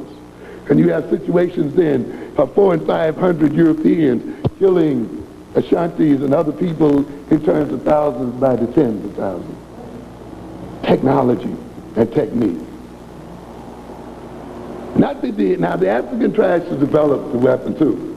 And some even went as far as to send their locksmith, their blacksmith to Europe to try to learn that affair. You talk about Samori Touré, who sought to make weapons and sent his blacksmiths to Europe to learn the craft. To Woodrow tried to do the same as well. But then you still had the factors operating there that you have now. The European armies, as they got new weapons, would do what with their old weapons? Sell them to the Africans. And actually what they did, and many Africans were importing weapons by the thousands, hundreds of thousands, particularly the West Africans and so forth. The only problem was that they were what? No good. Blow up in your face. Cheap. You see? Very. But it's the same thing the Europeans do today. That's right. When the Africans buy jet planes, they're not buying the whole thing. They are so-called what? Defensive weapons. A good part of the jet equipment is left off. The parts that will allow them to be offensive and to attack and so forth are not sold to them. You know what ultimately sold to them? The same thing that was sold to our African forefathers. Enough so that they could do what? Kill each other. Yeah. Or so some dictator like Mobutu or some of those other rascals over there could intimidate the population and rape and rob them in service to their European overlords. The game is a heavy one, and it continues. And I can see Chancellor Williams' frustration. When are we going to learn? When are we going to study that history and look at it for what it is? When are we going to get off this religious trip and look at the human factors involved in the rise and falls of human civilizations and grow and develop with that kind of knowledge? When are we going to get over the glorification bag and really look at the realities of things and develop our defense and our survival on the basis of reality? And recognize that we must get ready to challenge this European militarily, psychologically, politically, and in every other way possible, and that we are fully capable of doing it. We must look over and get over the God trip and recognize that there are human factors involved in the survival of a people. We recognize that the Spartans, as I mentioned earlier, trained all of their citizens, including the women, for military service. They started the boys out at age 7 and trained them for 13 years until 20. Were they through? No, they went right on into the Corps, where they stayed until what? Age 45. No 2-year terms for these guys. No 3-year terms for these. They were taught how to steal. That was part of the military training. Taught to be cunning, how to trick and play games on other people's names. Taught how to suffer and stand hardship. When the men of those women would be killed and destroyed in war, they were dared to cry. As a matter of fact, they had to walk around with smiles on their faces and see it as an honor to have their husbands and their sons destroyed in war. And they showed gladness. What a psychology. Understand? Training, education, instruction, control of their youth is what led to their survival and strength.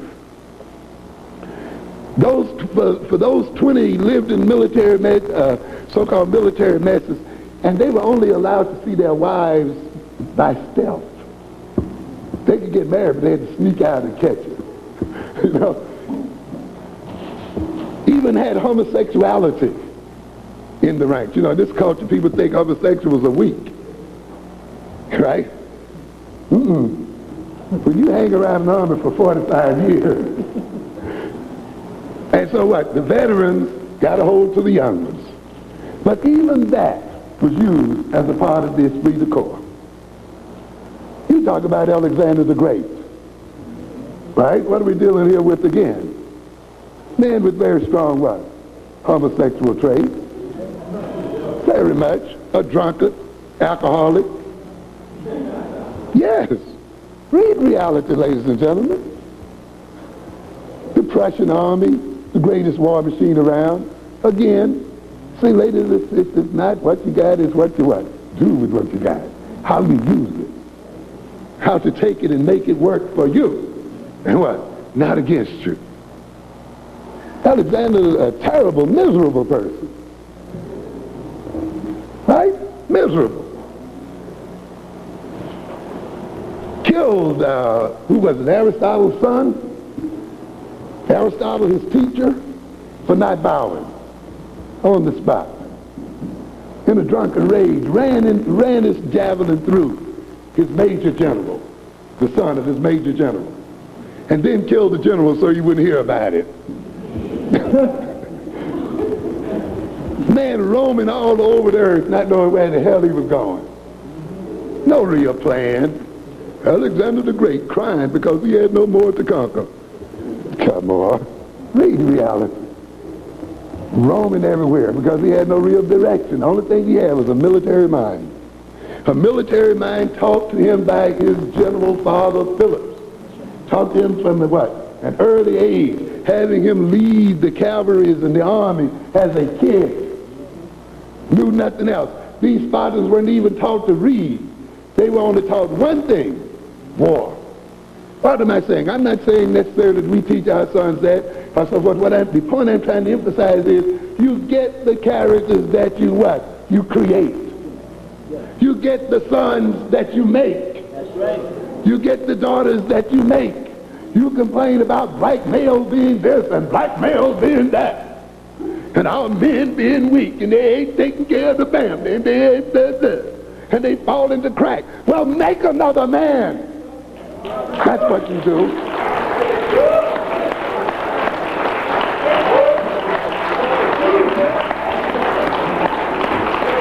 Tell it. That's right. You have the psychology.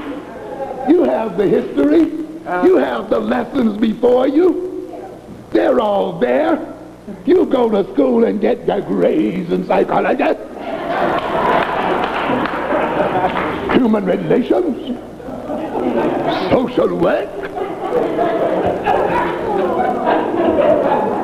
and you can't even shape your own people. That's right. Go to social work school and study a community organization. You can't organize one community. Why? You studying people who've never organized a black community in their lives. That's right. That's right. Freud, Jung. Did those people ever organize a black community? Huh? Did they? Never. Why isn't your text on Marcus Garvey? If you're talking about what? Human community organization. The man who organized the largest number of blacks ever been organized, right? Elijah Muhammad, Father Divine. Oh, those are the you don't bring those into your psychology. That's why you're defeated by it. That's why you're defeated by it. How did they organize? You say, black, you can't get black people to operate. You can't get black. Oh, no, that's not true. We have great examples of black people cooperating. Hundreds and thousands of them. Investing, supporting.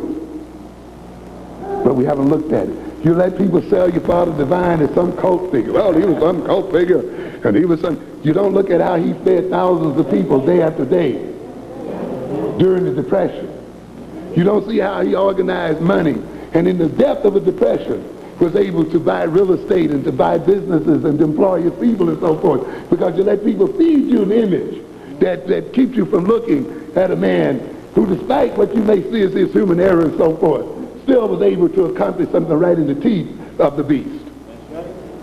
Because in studying your sociology and your psychology, you don't look at the people who've been your sociology and your psychology. You get caught up in super niggerism. Yes, your leader's got to be as white as snow. He's got to be perfect. He's got to have no flaws. He's got to be beyond human. And the whites know it. That's why Hoover would put a blot on King's reputation. Or they put a scandal on this one or a scandal on that one. Because they know the people who need super niggerism to continue and to support them will do what? Back off. Because they cannot differentiate between the human qualities of their leader and between the realities that that leader represents and between the other positives that that leader represents, despite the fact that he may lay down with some girl somewhere. You're going to throw out the whole basis of national organization.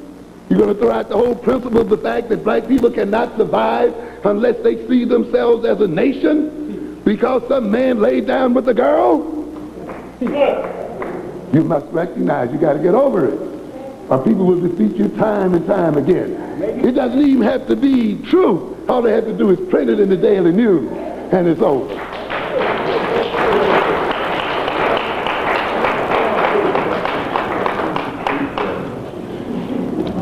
We look at Carthage. We don't have time to talk about that, of course.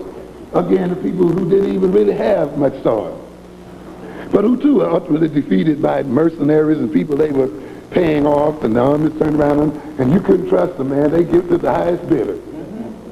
Often when you know these guys went to war and the army was fighting against another army, all the opposing army had to do was offer them more money. They turned around and fight on the other side. Because we tend to think, the old times as being sacred, filled with what? Holy people. Come on, man. Human beings have been human beings. And you have to deal with it, for real. That empires then, but yet what do we see in Hannibal? Another man who is what? Trained in what? Childhood, boyhood, son of what? Generals, trained in warfare. Nobody was just a guard looking over their shoulder and just handing them, victory free of charge. No, he had to train. The nation had to be positioned. The navies had to be set up. He tore Rome up, and he tore those people apart. He could have taken Rome had he had a mind to do so. Yes, but what? Training, learning, education. This is the thing that we must understand. So then, today's assaults are not against armies, but against minds. People are oppressed and destroyed through self-destruction.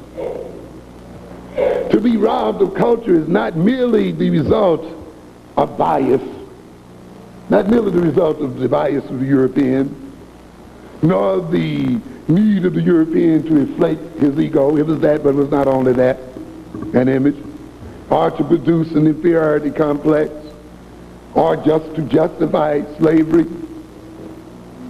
But to be robbed of culture is to change the personality of a people, to exploit that people commercially, and ultimately to gear that people for self-destruction, to manipulate, to create the desires in people, and to manipulate those desires so that they can become used and commercially exploited. This is what this is about. We as a people are in the midst of the belly of the beast, and we must be very ingenious. And we can defeat this beast being right in the middle of it. A lot of you talk about running back to Africa, and I've told you the white man is there too. There's nowhere for you to run. You can run, but you can't hide from this European. He's all over the globe. And where you don't see him, you see him hidden behind a black face or some other face. You may as well meet him where you find him. You find him here, meet him here. He can be defeated here. There's no law that says he can't, but you got to get back your mind first. You got to get back control of yourself. You got to look at that religion that has got a hold of you. That religion that has called a hold to Africans, called Islam. That religion that has called a hold to African Americans, called Christianity. Yeah, a lot of people think, that our people were praying to God of coming over on the ships. Right? Wait a minute, black Africans were not Christians when they were brought over on that water. That's right. Come on, read your history now. And they were over on this side a pretty good while before they were taught what? Christianity. Okay? You understand? And who taught it to them? And for what reason? All right. You think he's going to teach you Jesus in such a way that it's going to defeat him? You think he's going to teach you to read that Bible in such a way that it's going to defeat him? I'm not attacking the Bible, and I'm not attacking Jesus. I'm attacking people who use the Bible and use Jesus. And I'm attacking you if you take that teaching without examining it and turning it around.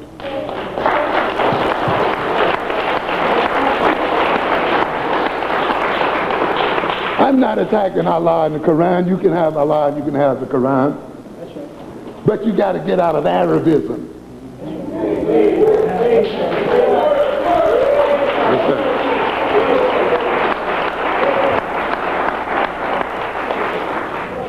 Despite all of that, I live in a neighborhood, and I see the mosque, and I see people dipping and bowing, fine.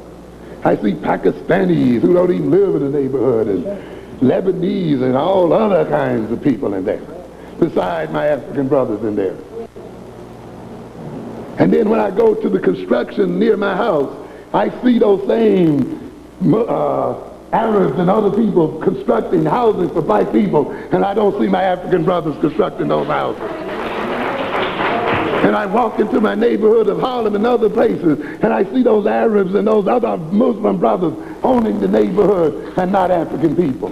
Don't come telling me all Muslims are the same, just as all Christians are not the same. And you recognize what is going on here. Yes, sir. People who teach you religion in such a way that it works for them. And you see it in the funeral of Yusuf the other day. Cut down. We've almost run out of numbers, counting the number of black men cut down by these white folks. I think we passed 200 and something. Headed up to 300, right? Reverend Daughtry keeps those statistics. Never again. And you know better, and they knew better. You know they're going to shoot them down again. Come on. They did it before. You hollered before. Never again. 3 weeks of agitation. That's right. Went out and bought pizza. Make it plain. Yeah. Turn right around and buy everything from the white man tomorrow, so he can purchase a weapon to shoot your sons down in the street. In the name of Christianity. Those same Christians you claim to be your brothers and sisters shooting your son down in the street. Beating them up. Apparently that Christianity is not what you got. Didn't stop them from shooting Indians down by the hundreds and thousands. Didn't stop them from praise the Lord and pass the bullets. That's right. That's right. Didn't stop them from there. It's not the religion. It's the purpose for which the religion is used by people in power. Believe me, if you work that religion and you work that Christianity right, it'll make you prosperous just like those white folks. That's right. If you work that Islam right, it'll bring you into power just like those Arabs. But it's got to be yours. And it's got to be your relationship to God, not a hand-me-down, second-handed relationship. But when you let somebody else, and you have to be, and this is not only religion, by the way, you atheist. Yes. That's right. You're going to get tired too. Don't think you're getting away because you don't believe. Oh yeah, because you go run into Marx. Yeah, and all other sundry European philosophies, you know. And you see Africans today killing each other, fighting over what? European philosophies. Yeah. One is either under the allies of what? The Russian, and the other one is what? Under the United States. One is fighting for democracy, and the other one is fighting for scientific socialism. And they all doing what? Dying. That's right. If you are really equal to Marx, then think of your own philosophy. Rationalize your own political development. You don't need to have to go and copy this thing blindly. Because I tell you what, when you get a philosophy, whether it's religious or non-religious or non-secular, and yet you let other people teach you that philosophy against your reality, against your history, against your destiny, that philosophy and ideology, whether Christian, Muslim, atheist, or what have you, is going to serve those people. The Marxists can't get rid of white people in their midst. Because what? Marxist ideology forbids you to do so, doesn't it? Yeah. So you're caught up with coalitions. You're caught up with white folks sitting in the heart of your meetings. You're caught up with betrayal and so forth. And yet the only way you can get yourself together is to keep these people out and talk heart to heart and deal with yourselves in terms of reality. But this is what happens. And you know what happens when you borrow somebody else's ideology, whether secular or non-secular? They see themselves as the validators of the philosophy. So they'll tell them Elijah Muhammad, well, your Islam is not real Islam. It doesn't let white folk in. It doesn't let this in. It doesn't let the Arabs in. This and so forth and so on. But what did he say? It is what? Black Muslim. What? Blackness. Designed for whom? For us. It is not enough to merely serve the religion, but the religion does what? Serves us as well.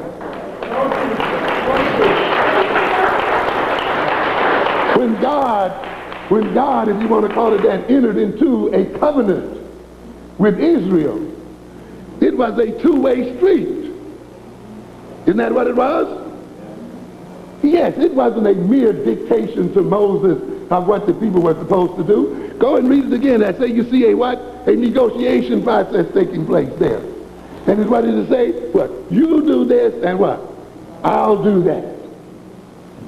You do this and I'll what? Serve you. That's religion, ladies and gentlemen. Not a one-way street. A God that's what? Serves his people and serves her people as what? As those people do what? Serves their God. What kind of God is it that can only take? Can only keep you in hell? It has to be the wrong covenant. It has to be the wrong relationship. If you're worshiping a God, then all you're doing is catching hell. When all you're doing is what? To think, to create, to see reality, to weigh and measure, to do mathematics, to do science, to do economics. How dare you ask me to use it? Yeah, that's what some of our people are literally doing today. And then they think God is obligated to do what? Take care of it. You got another thought coming. You have to use what God gave you. I'm writing now a philosophy, an ideology on black crime. And I'm looking at European psychology and how we are deceived by that psychology. I'll just give you a little fraction of what I'm doing. We deal in psychology with something called projection.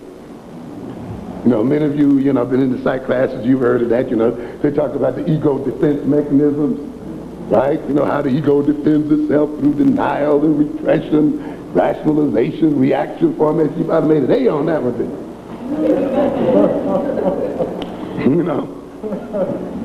Tell you, see, Negroes are caught up in this thing called equal education. There's no such thing. I keep telling you, there's no such thing as equal education. Black people throw that term out of your mind. Then you really start educating your children. There's no such thing. No such thing as sane education. No way. You get out of education what you bring to it. You get out of education where you're going. I've told you before, the destiny of the white child is conservative, to keep what it has and to get more of it. The destiny of the black child by its very nature is what? Revolutionary. That implies two different sets of what? Education. That means the black child must be educated to overthrow European power. It must be educated to feed those hungry children they saw on that TV set. And that means you don't give them the same education. That means you don't rear them in the same way. That means you don't give them the same values.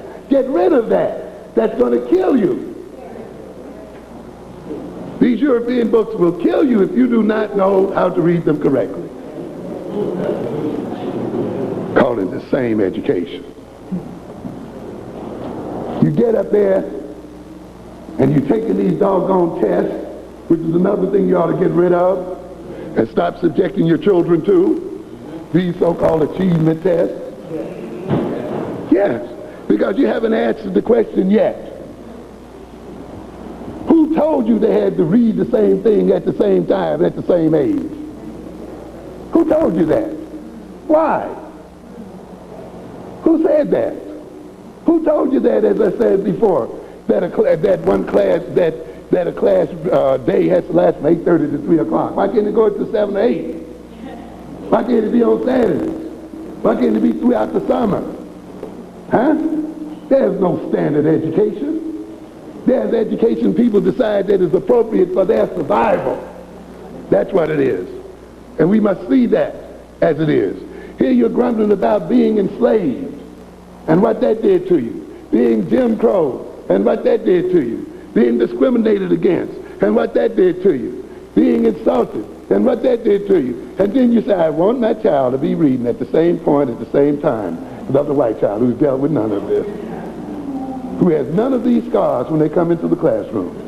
Who have none of these traumas when they come in. And when they don't read at the same time, oh, they must be reading disabled. We got to give them special ed. And you got to give them all these funny and stupid tests. And insult them even more and do less for them. When I say it doesn't mean that they have to read. They can read ahead of black children. I'm not rationalizing them coming behind. But you got to cut this thing loose to get ahead first. You see? You got to recognize. You got to look and say, what has the European stolen from the character of African people? You see? That the enslavement period was a stealing of black people's minds. That job discrimination is not merely cutting a person off from income. It is cutting a person off from the cognition and thought patterns that are part of doing that job. And therefore, people who are not engaged in jobs that deal with organization and development and research and thinking and so forth cannot transfer those abilities and skills to their children. So therefore, job discrimination is merely then not the robbing people of their wealth, but robbing them of their minds. And you have to understand that. So years and years of discrimination and years of servitude and years of insults and so forth have been set up to twist the thinking capacities of black children and of black people. So that even when you put them in school with little white boys or little white girls, they still have trouble. And when they have trouble, then you begin to question their genes. Oh, they are smart, very smart. They learn to be conditioned very rapidly and very early. Black people do what? Learn to be dumb. Yes, you learn to be dumb just like you learn to be smart. That's right. When you get punished for being smart, when you don't get paid for being smart, when you're psyched and saying that you're not smart, what do? You learn what? Not to be smart. It's conditioned, built in, and it's there. You got to look at that. What did we say in our last thing here? That if you want to get money out of a Negro, insult him first. Right? We buy it from people who insult us, don't we? Oh yeah, they insulted us out at Howard Beach and we bought pizza. No economic development came out of this situation here with you, sir. How much real political and social organization is going to come out of that experience? How many people tried as hard as they could not to hand over that money to these people and set up another alternative system? Huh? How much was it talked about during the funeral or afterwards and so forth? And yet we see what is going on here, ladies and gentlemen. So we have to look. What do we mean then? The Negro is insulted about his African physiognomy, thinking and believing, as the European told him, that he is not naturally beautiful, being 12% of the population buying 40% of the cosmetics. What? Keeping the whole, what? Industry alive. One after the other. Why? Buying from people that who? Hate you and insult you. But it's the getting over of the insult that is the motive for buying, isn't it? Right? I'll show these white folk I can wear a suit like they can. You'll go in and throw my money around too. Do like Mike Tyson. I showed him I could buy a Ferrari on a credit card.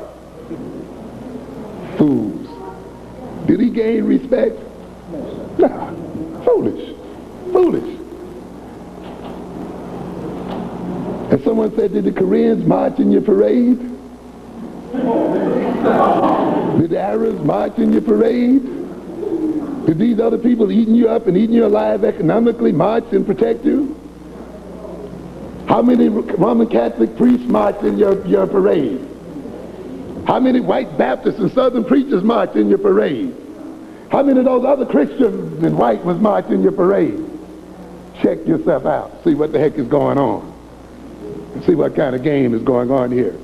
So what do we have here then? An African mind that has been twisted. And what did I say then? That every maladjustment that you find in the African personality, when you trace it back, has a what? An economic function. You look at it. Lack of self-confidence takes you out of economic competition. The inability to get along with each other takes you out of economic competition. The inability to be reliable and trustworthy in relationship with one another takes you out of competition. Your fear to take risks and to venture into new enterprises takes you out of competition. You're getting a high when you spend money with your enemy means that you don't spend money with your friends. And you don't feed your own children. And you can go in one personality defect and maladjusted characteristic after another, and you will see that they function economically and politically to support your oppressor. When you look at them very closely then, when you recognize that your children have problems with abstract thinking and so forth, you're going to see that that serves economic functions as well. When you look then at what's missing in your children, then you know what kind of education they must have. When you look at the destiny that your children have, and it's going to be this generation upon which the black nations are going to live or die.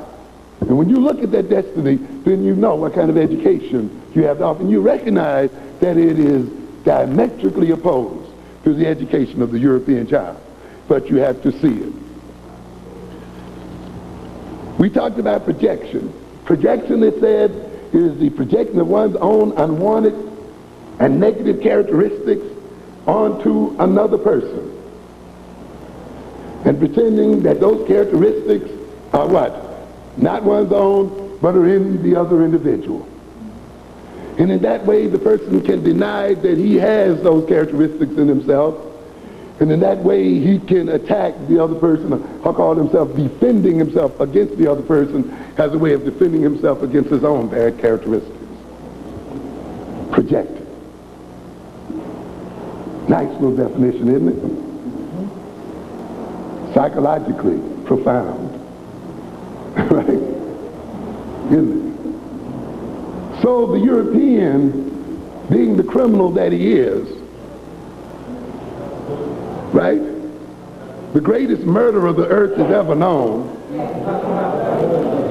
the greatest robber and rapist the world has ever seen, the greatest disrespecter of the earth, the greatest despoiler of nature, and you look at every step he made in every other nation, and you see people dying and exploited and killed and destroyed, and he has a nerve to define criminality, a nerve to call himself civilized, and has a nerve to be held up as being normal, and have these other people out here thinking of themselves as pathological. But that's the only way it can be, ladies and gentlemen, when a little rump of a people rule the whole of the other people. That's the game that's got to be played. So what do? To hide their own criminality, to hide their own lowliness, to hide their own savagery, they do what? Project it upon other people and say, no, it is not we who are what? Savage and criminal and murderous and all of these other things. It's what? The other guy. And to really pull it off, the other people have got to do what? Believe it. And when they believe it, they're had. Yeah. And now we get on and discuss black criminality. Yeah. Crime in the black community and so forth. And we don't discuss crime in the white community. We do not discuss the United States as a criminal society, a gang of thieves, and capitalism has rationalized thievery. We don't look at it that way. We don't dare look at it that way. But the things that struck me when I looked at this thing in terms of projection was that neutral appearing definition. You know, projection is the expelling out or putting out of one's own negative characteristics upon another as a way of defending one's own ego and image. Nice. Very nice. Then you think back on it for a minute, though. Because in that way it makes all projectors equal, doesn't it? Then you can say, well, black folk project and white folk project. Everybody projects. You know, just like some of these Negro, racism is in all of us. Well, I know black people who talk about white folk.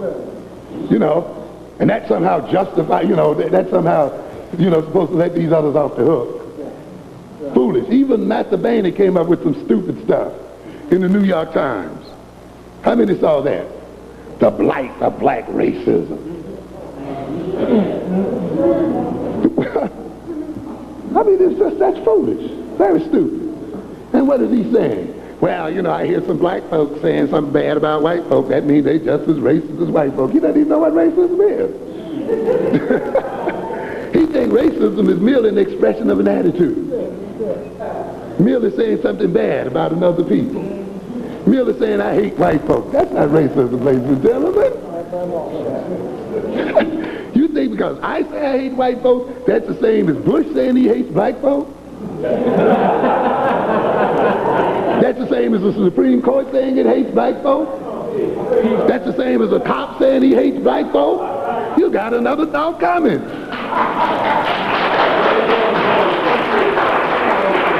But people who study superficial sociology come away with that kind of stupidness. And they look at attitudes. Racism is far more than an attitude. I'm going to tell you, you're still going to be catching hell when the white folks start saying they hate you. That's right.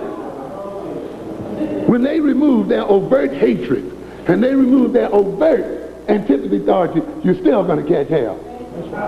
Because racism is not only contained in the attitude and words of a people, it is contained in the total system. It is contained in the total ideology. Your destiny has to be revolutionary. Even if the white folks stop calling you nigger tomorrow, you'll still be in trouble. Because all of that preparation during slavery and all the other things, it was like I was telling the sister one night here, even if the white man's courts were fair, black men would still do what? Go to jail. And you have a peculiar phenomenon that the more black judges you get on the court, the more black men go to jail. So you think getting black judges on the court is going to stop your boys from going to jail? You got it wrong. You got another thought coming. It's not going to do it. Because in a fair trial, that calls a criminal a real criminal, right? Or at least indicts a person for performing what we call the criminal act. If it's fair, then the person who's done it is still going to do what? Go to jail. Right? So in a system, though, that's organized in such a way that it creates criminality in black males to a very great proportion, it's still a system that's going to, even with this court being fair, do what? Send black men to jail. You got to go deeper than fair trials. That's right. Yeah. You got to go deeper than just mere liberalism. Racism is more than just an attitude. It's more than just saying bad things about people. It's very deep, and it's ground into it. As a matter of fact, the white man is letting up off of you calling you bad names so often now because he's worked the system so well. Yeah. And now applies neutral, egalitarian systems across the board. And therefore, when you get this psychological definition, right, a projection, you assume one person's projection is equal to another person's, don't you? If one person is throwing his negative characteristics off on the other one, and the other one is throwing his negative characteristics, oh, they're doing the same thing. They're no different one from the other. They both projecting. Lies. Because the effect of projection depends on the nature of the power relationship between those people. The projection of a child's mother is different from the child's projection on its mother. Understand? The fact that that child is dependent and weak and is on and depends on the mother's or father's authority means that when that mother or father projects itself on that child is far more influenced than the child's projections upon the mother. And therefore, even though they may be mechanistically doing the same thing, the effect of what they're doing is vastly different. So therefore, when a black man projects what he wants to do on a white man, it is not the same thing as the white man projecting on the black man because of the difference in what? The power. The projection by the person of power, the projection by the people of strength is an act of creation. You must understand that it's not merely calling bad names, but it actually involves what? The creation of a personality in the other individual.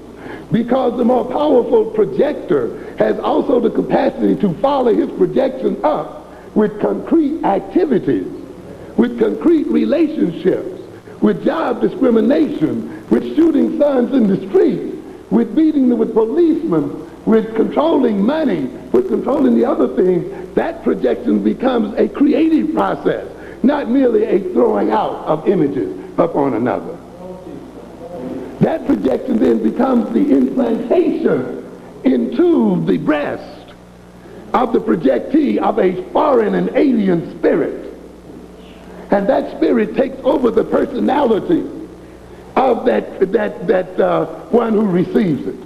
Just as to a good extent the child's personality is organized by the relationships it has with his parents and with other authority figures in the society.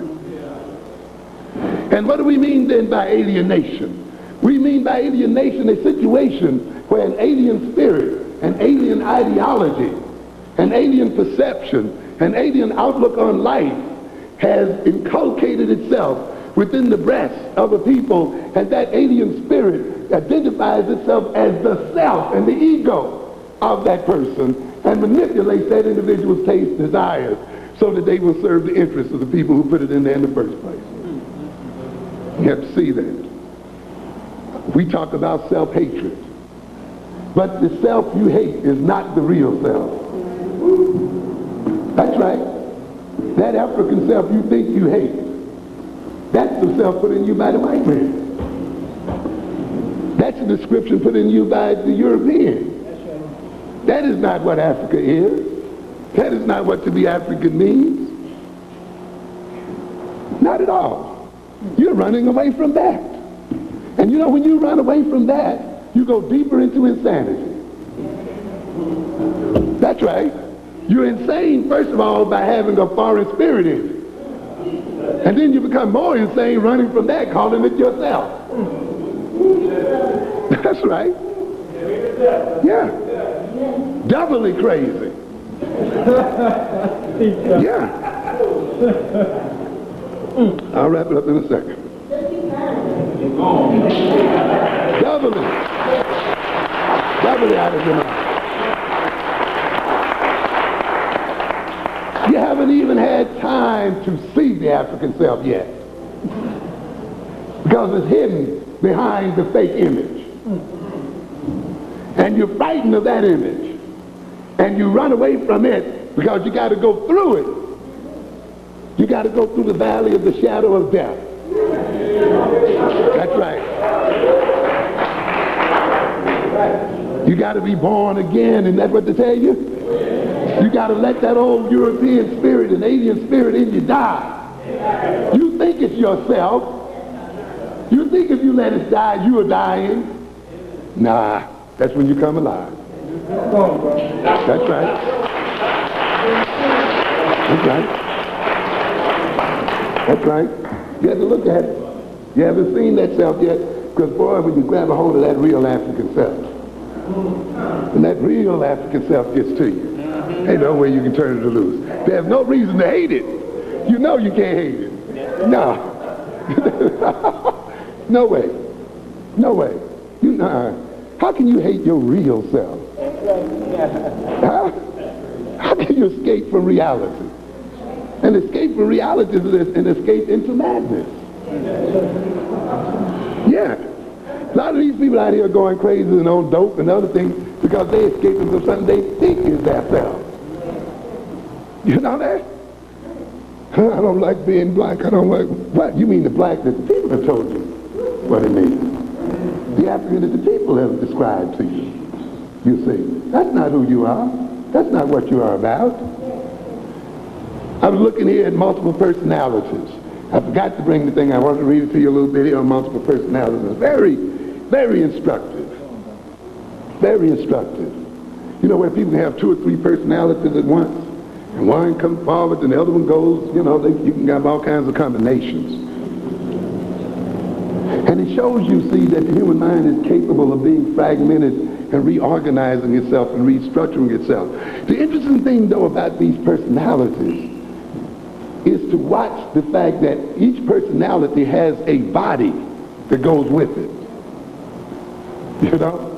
In other words, you can have the same apparent body, but when each personality is in control of that body, the body chemistry changes very drastically. Yes. So when one personality is in control, for instance, they did one experiment where one personality being in control, the person drank orange juice and broke out in hives. Itches. The body just broke out all over. When that personality left and the other one came in, the hives did what? Disappeared. Disappeared. You got the same body, but you really don't have the same body, do you? One personality, when it was in, had perfect eyesight. When that personality left, the person had to put on glasses. One person had 2 or 3 sets of glasses for each personality. That's right. I'm telling you, it's amazing. One could take 50 milligrams of a tranquilizer and be cooled out. Under the other personality, 100 milligrams couldn't cool him out. Changes, terrific changes in total body. So when you're possessed by an alien spirit, you're not just possessed by an idea. You're not just possessed by an abstraction. You're possessed by something that is incarnated in your body, that will change your body chemistry, that will change your brain chemistry, that changes your personality, that changes your perception of the world and of yourself, that changes your intelligence, that changes the whole way you relate to the world. It changes your appetite. You like one thing under one personality and can't stand it under the other. So therefore, when another people introject a personality into you, when they introject words and a concept into you, nigga, it's just not a label, it's a full descriptive.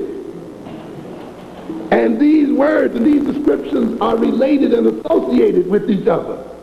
So when the person accepts the label, he accepts the total descriptive thing, and when those words get into the brain, they're incarnated and coordinate the chemistry and physics of the body, so the person acts like a nigger.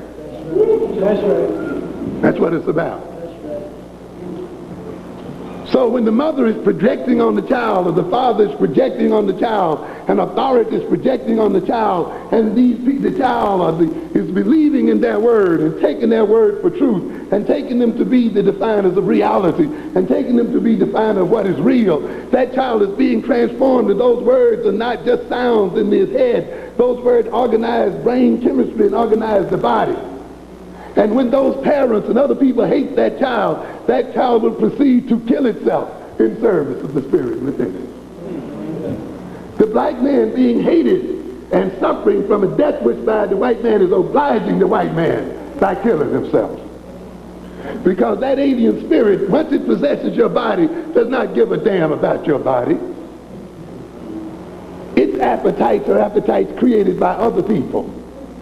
And it's going to have the appetite that supports them economically and socially. It's going to have the desires that support them economically and socially. Even when you know better, you still find yourself going to get it. And it's going to destroy you. And it kills you. This is what we call alienation. And so what we recognize in a large part of our people then is an alienation and the implantation of a foreign spirit. And that spirit has to be gotten out. The problem is so many people call that themselves. Well, that's just me. What can I do about it? That's where I went. No, get off of it. That's not you. No, sir. You weren't put here to kill yourself. You weren't put here to overdose on crack and coke. You weren't here to do your body in. Don't tell me that. You can't love yourself and love your body and destroy it at the same time. No way. There has to be something existent in there. So then what we would recognize then with the projection. Now, and see, this is how you have to study black psychology, you see. You just can't go in there and read that European book. You got to say, okay, this is projection. Now let me put this in the context of power. Let me put it in the context of group dynamics. Right? Then you begin to see other things. See, the European is going to teach you on an individual level, because individualism is this trump card. That's the Trump one. That's the one that protects his civilization more than anything else. You out there picketing Koreans who slap black women and so forth, and what's the first thing a Negro takes? I spend my money where I want to. Nobody can tell me where to spend my money. Individualism, rising up in defense of the European, rising up in the destruction of their own children. These people hiring none, taking their money out of the community, disrespecting them, doing everything. And what do they have to say about it? I spend my money where I want it. What makes you want to spend it here then? You see? This is right.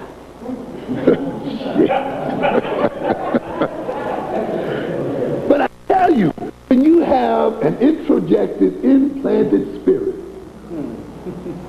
that spirit, in defending itself, when you think you're defending yourself, defends the person that created it and put it in you.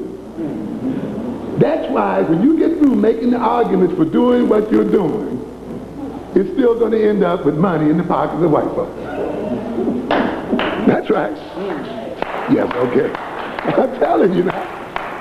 Yeah, because you're going to rationalize in terms of individualism and you watch all those ideologies float right out of Europeanism, paying no attention to your real economic circumstances, no attention to the future you got to deal with, no attention to your past, just putting up a rational argument. It's not even you arguing, is it? No, it's the spirit using your mouth and flapping your gums. That's all it is, I'm telling you. You're just listening in on the spirit. I'm telling you, that's all. Calling it yourself. You have no control over that spirit that's got you. You know it. That's right. And it comes through, you see, projection. The white man criminality, having to turn the other world into criminality. And you go into these schools and colleges and learn these so-called neutral definitions. When I tell my people here, when you read about that Skinner box, what did I tell you? Put yourself in the position of what? The rat. The rat, not the man that's controlling the rat, and you come closer to your reality. That's right. When you get through reading all those phony words and neutral words and look at them in terms of a political relationship between that rat and the man, and you say that man is able to control and condition that rat because that man has what? Power to do so. Because he has control when that rat eats and when the rat sleeps. Its water and its food and the conditions under which it lives. But you see, if you just left with the rat and the way they give it to you, you come out of there dumber than a doornail. Thinking you know something. That's right. So that even highly educated black people never learn to read. That's right. No, you don't learn to read. You read into something. You see, they set you up and then you just read the setup into the words. Or you don't what? Go beyond the words. Oh, you read the Times and everything, but you don't say, wait, now let me put it in what? My context. That's right. That's right. You see, my historical experience, where I want to go with it. And boy, when you do that thing, just break out all over, man. Your mind just expands. You can't hold it sometimes. The creativity and the knowledge burst open. I tell you, when black people get their minds right, this world is, we're going to sweep this world. I tell you. Yes, sir.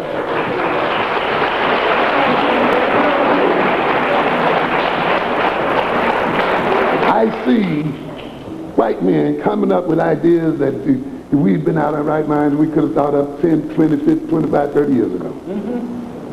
Yeah, I see them every day coming out with new sociological thought. When in the context where we were as black people, I could show them where I had written the doggone things 15 years ago. Now, you got somebody out here hollering about what addiction is and so forth. And I was telling my brothers we came over, I knew long ago that you have to look beyond crack addiction. That's right. That you're looking at the wrong thing when you let people just focus you in on crack. When you don't look at the process of addiction itself. That's right. And look at it closely. When you don't ask the question, what is the pusher addicted to? Because he has an addiction in the first place. And then his addiction comes into the addiction of the other person. What does the pusher want? What is he trying to get? Why does he think your child's life is worth the whole piece of car? Why does he think the disruption and the destruction of the black community is worth a gold chain? Somebody has fooled him into thinking that he is a real character and a real person by hanging around garbage and hanging garbage around his neck. And you know who that is? The pillars of the society. Bush, the greatest pushers of all. Trump, the greatest pushers of all. The white middle class, the greatest pushers of all. But they can't deal with it because they would have to indict their whole culture, wouldn't it? That's right. Yeah. They'd have to transform the whole system. And they're not going to, so they what? Focus in. Focus in. And they got us focusing in. And we are going to sanction the killing of our sons and the incarceration of our people and the military occupation of our communities because we will not get that mind out of our bodies.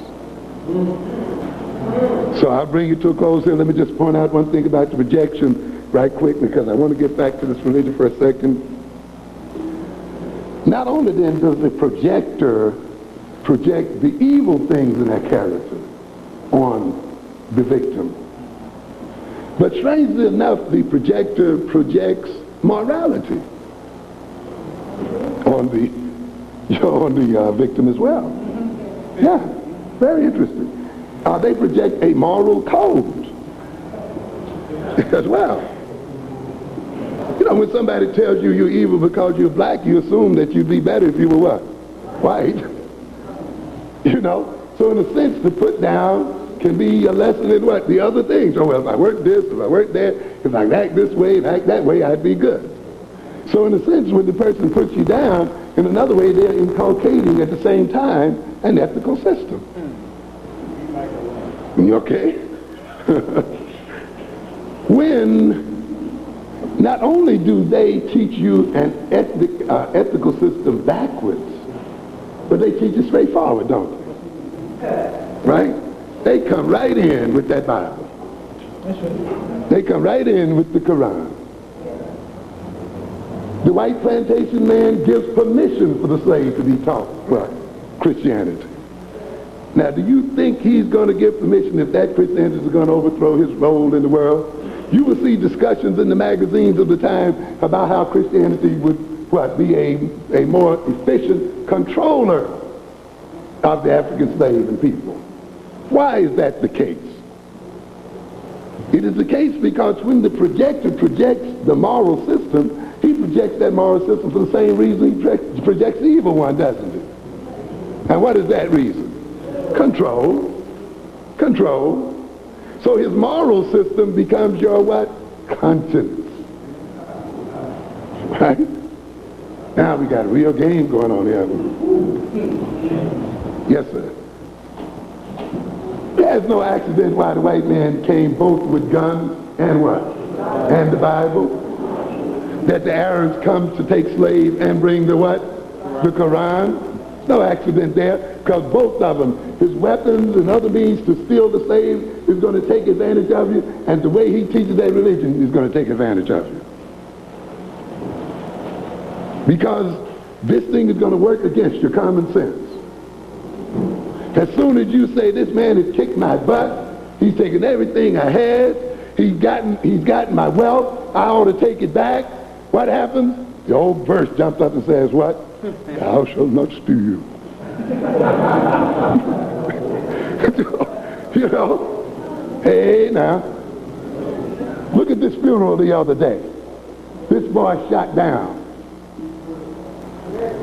Isn't it interesting? I thought it was ironic.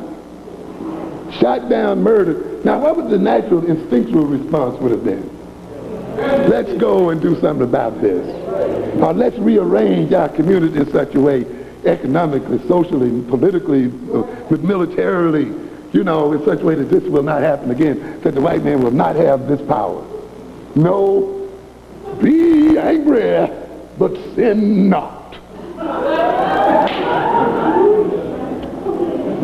It must have been something for Cuomo and Koch and the rest of them to be sitting up there watching those Negroes with that implanted religion having their anger and their revolutionary fervor being destroyed in the name of the same religion they gave it to them. Yes, and this is what happens. When you take foreign ideologies and you do not transform those ideologies in terms of your own reality, in terms of your destiny, in terms of where you want to go, and get your own relationship to God so that that God can work for you. This is what happens. They're going to kill you on one hand, and you're going to block yourself morally from doing anything about it on the other.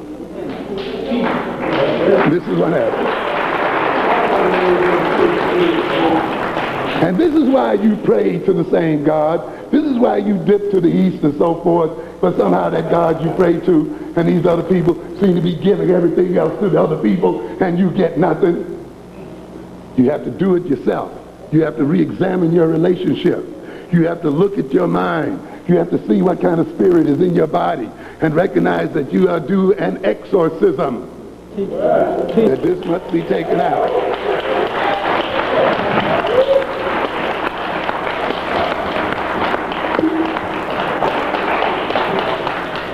Our men and our boys and our girls are out here on crack because they have developed impulsive personalities, hysterical personalities. I don't have time to talk with you about it today. Maybe in the next session we'll talk about what that means. See, the European puts it right in your face. Right in your face, and you can't see it. Right there. I mean, sometimes I think they're even talking about us in code. You know what I'm telling you? Sometimes when I read the works of Freud and Jung and some of them, it's like, you know, we're not going to say it directly, but this is the way you get it. When you look at that ego and superego, you can look at it in another way and see it as a political program.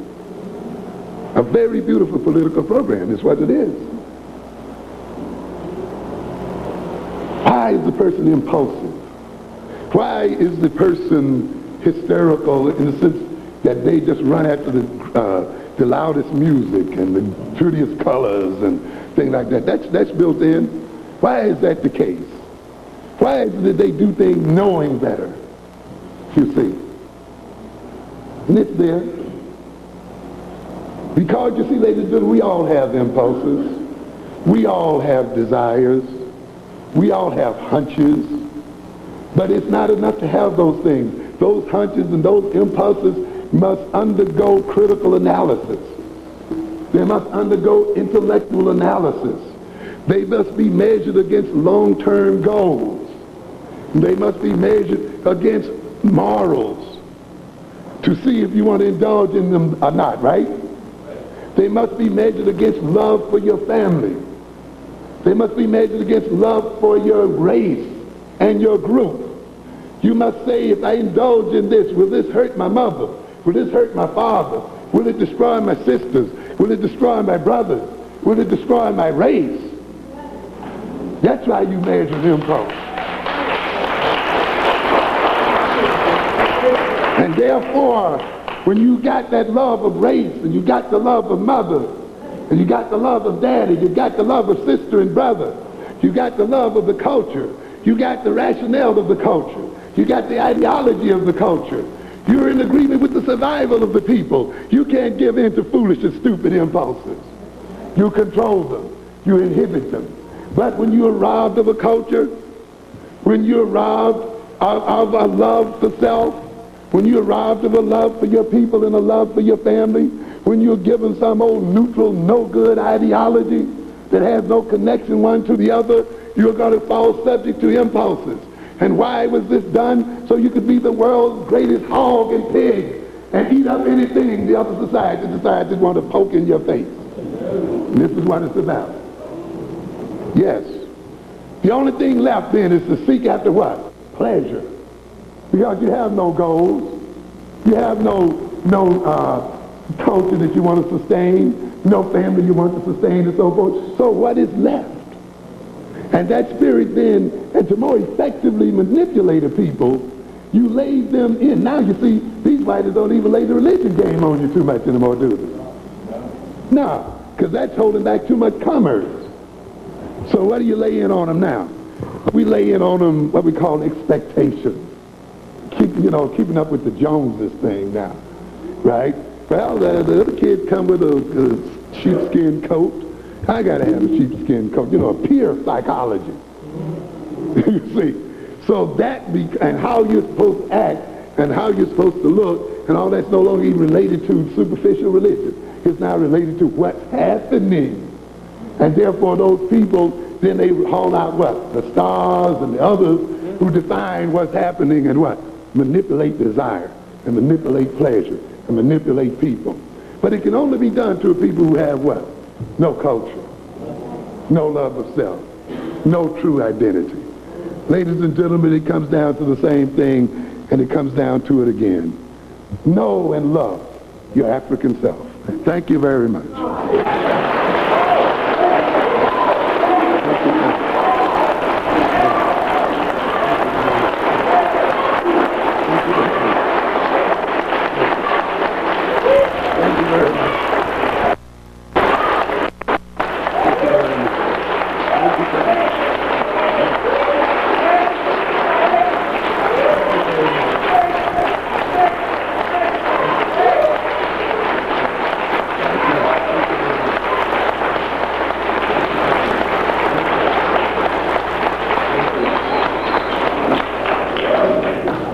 Brothers and sisters, we ask you not to leave yet. We will have a brief question and answer period.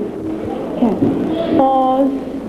Appreciate your attention, but at the same time, I'm certain that the brother's not just interested in your recognition.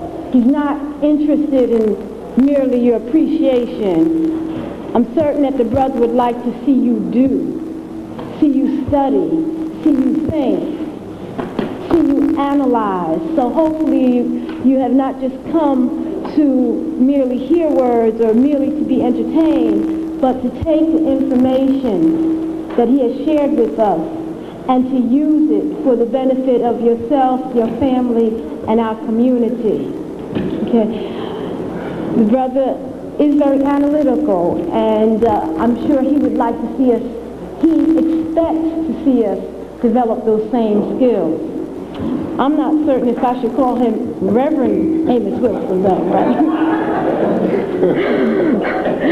Okay, just a few announcements.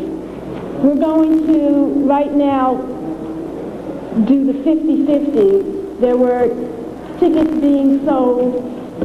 And you have to, I don't know whether I think we're more in the process of developing this, and whether we can find one that's labeled is different, is difficult at this time, even though a good deal of, I believe, the ideology is projected by Elijah Muhammad, and of course, Marcus Garvey, and others that have gone before us can be used to rationalize this approach and to actually prove the support. You can through very pertinent questions and pointed questions begin to get them to question. One of the things I think is very important in this regard is if you can begin to get the person to question assumptions that have not been questioned before, to get them to look at ideas and concepts and labels and approaches that they have taken for granted, and keep pushing them until they would have to re-examine those concepts and look at them in a new light as such. And of course, obviously, you keep pointing out to them the consequences of their behavior and pointing out the very concrete realities as what is happening in the community, to themselves as individuals, and to the African people as a whole. In other words, you have to hit them with reality again and again and again, and then be prepared, once if you can break through that, to show them the Afrocentric ideology, the re-identification with African culture, mores, and values as the way out of that particular problem and a way out of the kind of situation that they find themselves in. Hopefully, if you can get them to listen that long, you can try to demonstrate to them, not in as technical terms as I did tonight, of how they are set up and being made dupes for another people and being used and have no real will of their own as such. But it's something that we yet, as like people, not even as psychologists or whatever, just as people, must continue to work out and codify, bring together into a system of thought so that it can be used very effectively by our people. Sort of goes back to my Moses example and other examples of where when you have people falling apart, dissension and other things happening, it becomes necessary to rearrange the ethical system, moral and other kind of system to bring about change. Anyone else? Yes. One thing that I was considering the country of the world. Yes. Because of the oil. Yes. This was really planned to be an educated side. And the reason why I cannot tell you is because you're talking, I believe, about something that requires creative thinking and innovative thinking. And that means that when that occurs, or before it occurs, we must have trained ourselves, we must have the confidence in ourselves and the capacity to believe that we can arrive at the appropriate answer. You understand? And this is not a cop-out per se, because it's just no way that you can know all answers ahead of time. And I certainly can't know all answers ahead of time. We cannot know all answers ahead of time. However, what is necessary for us to do is to put ourselves in a state of mind so that once we weigh and measure and gauge what the reality of the situation is, we can then arrive at an answer and an appropriate approach, you see. So the thing that I'm mainly concerned with is not so much laying out answers ahead of time, or pat answers, or pat approaches, because the situation that you imply is what? Too volatile and labile. So what I'm really concerned with is developing an African mind that says, okay, they did that, or they're doing this, they did it in Trinidad, the people in Trinidad suffered because of this. Hey, if they had done it this way, you see, then they could have blocked this or so and forth. That's the reason why I was talking about history tonight, right? That we look at the mistakes and the other things of our forefathers and study them very carefully so that when we're confronted again with similar issues, we have a stock of knowledge and information, and we've also sharpened our minds with the capacity to think and to be creative. And I believe, I have total faith that we can come up with something. We can come up with that answer. So I'm not really that hooked up on the answer, because I think sometimes what happens, and what has happened in our past society, sometimes people clung to old answers, and clung to tradition in the face of new realities. And it becomes kind of dangerous for the answers to be laid out too early or too pat, because then people will take them for gospel. And you can see again when we talked about the tools of empire, the African need to change its military arrangement in the face of European firepower, the possibility of still defeating European firepower through guerrilla warfare, you see, rather than what? The old frontal assault, and this is the way our fathers have been doing it kind of thing, warfare. So I'm not going to make a prescription for the answer. Only thing I'm going to say is, let's build in the flexibility of our minds. Let's build in the belief in the power of our capacity. Let's study the errors, the human nature of our ancestors, not only of those, but of the enemy as well, and other civilizations. And from that, I believe we will come up with the answer. We will solve these problems. Money, I talked about money as one way, but certainly there are other ways of dealing with it. Perhaps we may decide not to use money at all, right? It is possible that if African people all of a sudden just stopped all over the world and decided they wouldn't cooperate with the system, that they could collapse the European economy in 2 weeks. You know what I'm saying? Just stop. Let it go. Fall in it, it'll fall right in. But again, you see, like I say, once that alien personality is hooked in there, that keeps saying, what, I need this car, I need that, I need this, and those kind of things, by which then we continue to buy the products, by those things we think we can't live without, we in a sense finance our own oppression. And perhaps we need, I have suggested among some people that we as nationalists really call a conference on money. The whole conference will be just about money.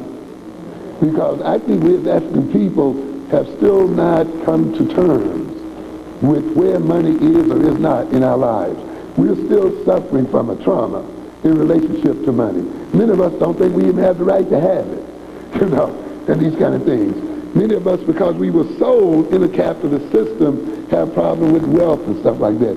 And I think it's very important that we at some point really just deal with the concept of money. Where does it fit? It does not fit, or whatever. What other alternative economic systems exist other than the one that we are in? So when as I talk to you today, I'm not necessarily sold on the U.S. way of doing things. Not by a long shot. Yes, sir. Yes, sir.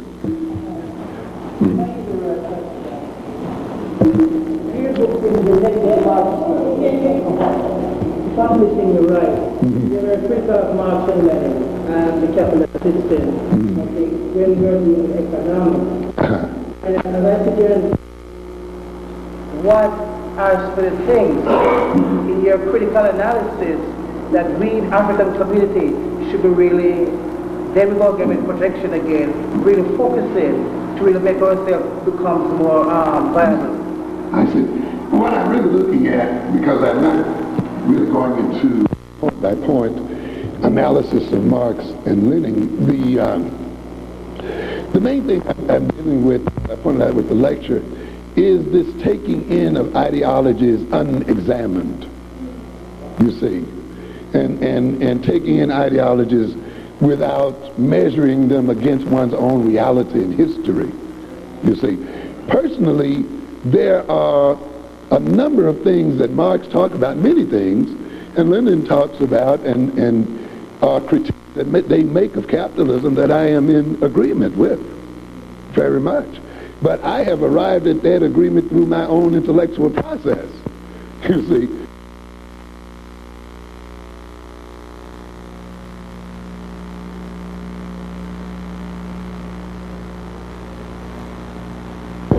Of us arriving at the same point. And I can say, okay, or else I can look at their ideology and say, hey, when I talk about alienation, I studied Marx's concept of alienation. To a good degree, there's a good deal about his concept of alienation that I like. But then I see that there are other things, given my own experience, that must be added into that equation. Just as you see when I talk about psychology, the psychology of projection. I don't throw out the definition that they use, but I see where it is what? Inadequate. I add to it, I bring to it, or else I reach into my own cultural system and can arrive at that same point or even go beyond their points. So my main focus was arriving at your conclusions based upon a cultural analysis of your own self and of your own history and of your own circumstances and where you want to go. If other writers have written in such a way that it lends support to what you have arrived at, all the better. Take them in, use them, do what you want to with them. But don't go out, as many of our people do. Read the philosophies, read the ideologies, take them whole cloth, and impose them upon the analysis of African history, culture, and goals. You see, and this is the problem I have with it. And the other problem is, too, the psychological problem of when you take that philosophy, as I said earlier, and other people become the validators of it, you open yourself up to those other people manipulating you and your group for their own two individual purposes and needs. We have to be careful and distinguish between ideology and personality, you see, so that people will often espouse an ideology when they're hiding behind it to hustle their own personal programs and to hustle their own ethnic programs. That's why I try to distinguish between Islam as a religion and Islam as a tool of Arabs.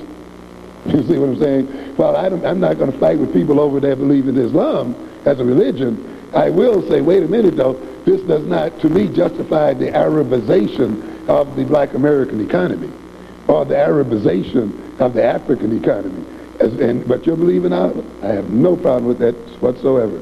But I think you're tipping over a line when you let that belief justify the destruction of your own people. Because I can't believe Allah has justified the destruction of African people. And I can't believe Marx justifies the destruction of African people. And we have to watch another thing too, that whites want things both ways.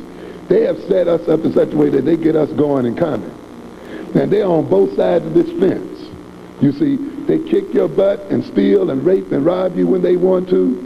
And when you get into where they can't do that anymore, then they start playing egalitarian socialistic games.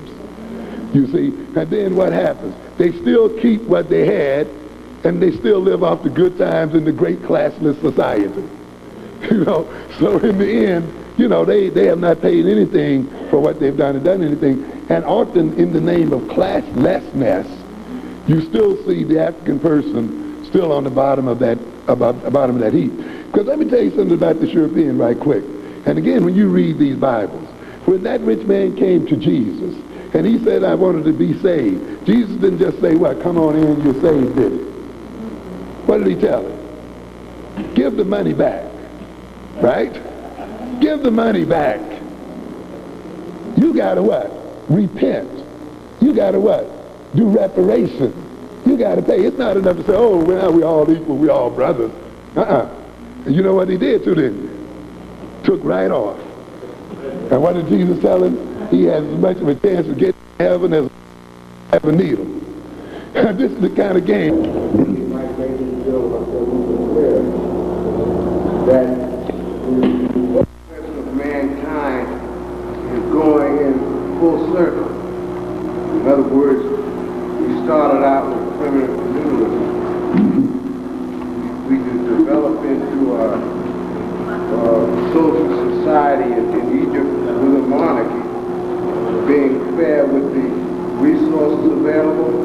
We developed into an imperialistic nation of people and started invading other countries along with the Europeans. You see what I mean? And we developed from feudalism into this capitalist society that developed into what they call an imperialist society that has nowhere to go.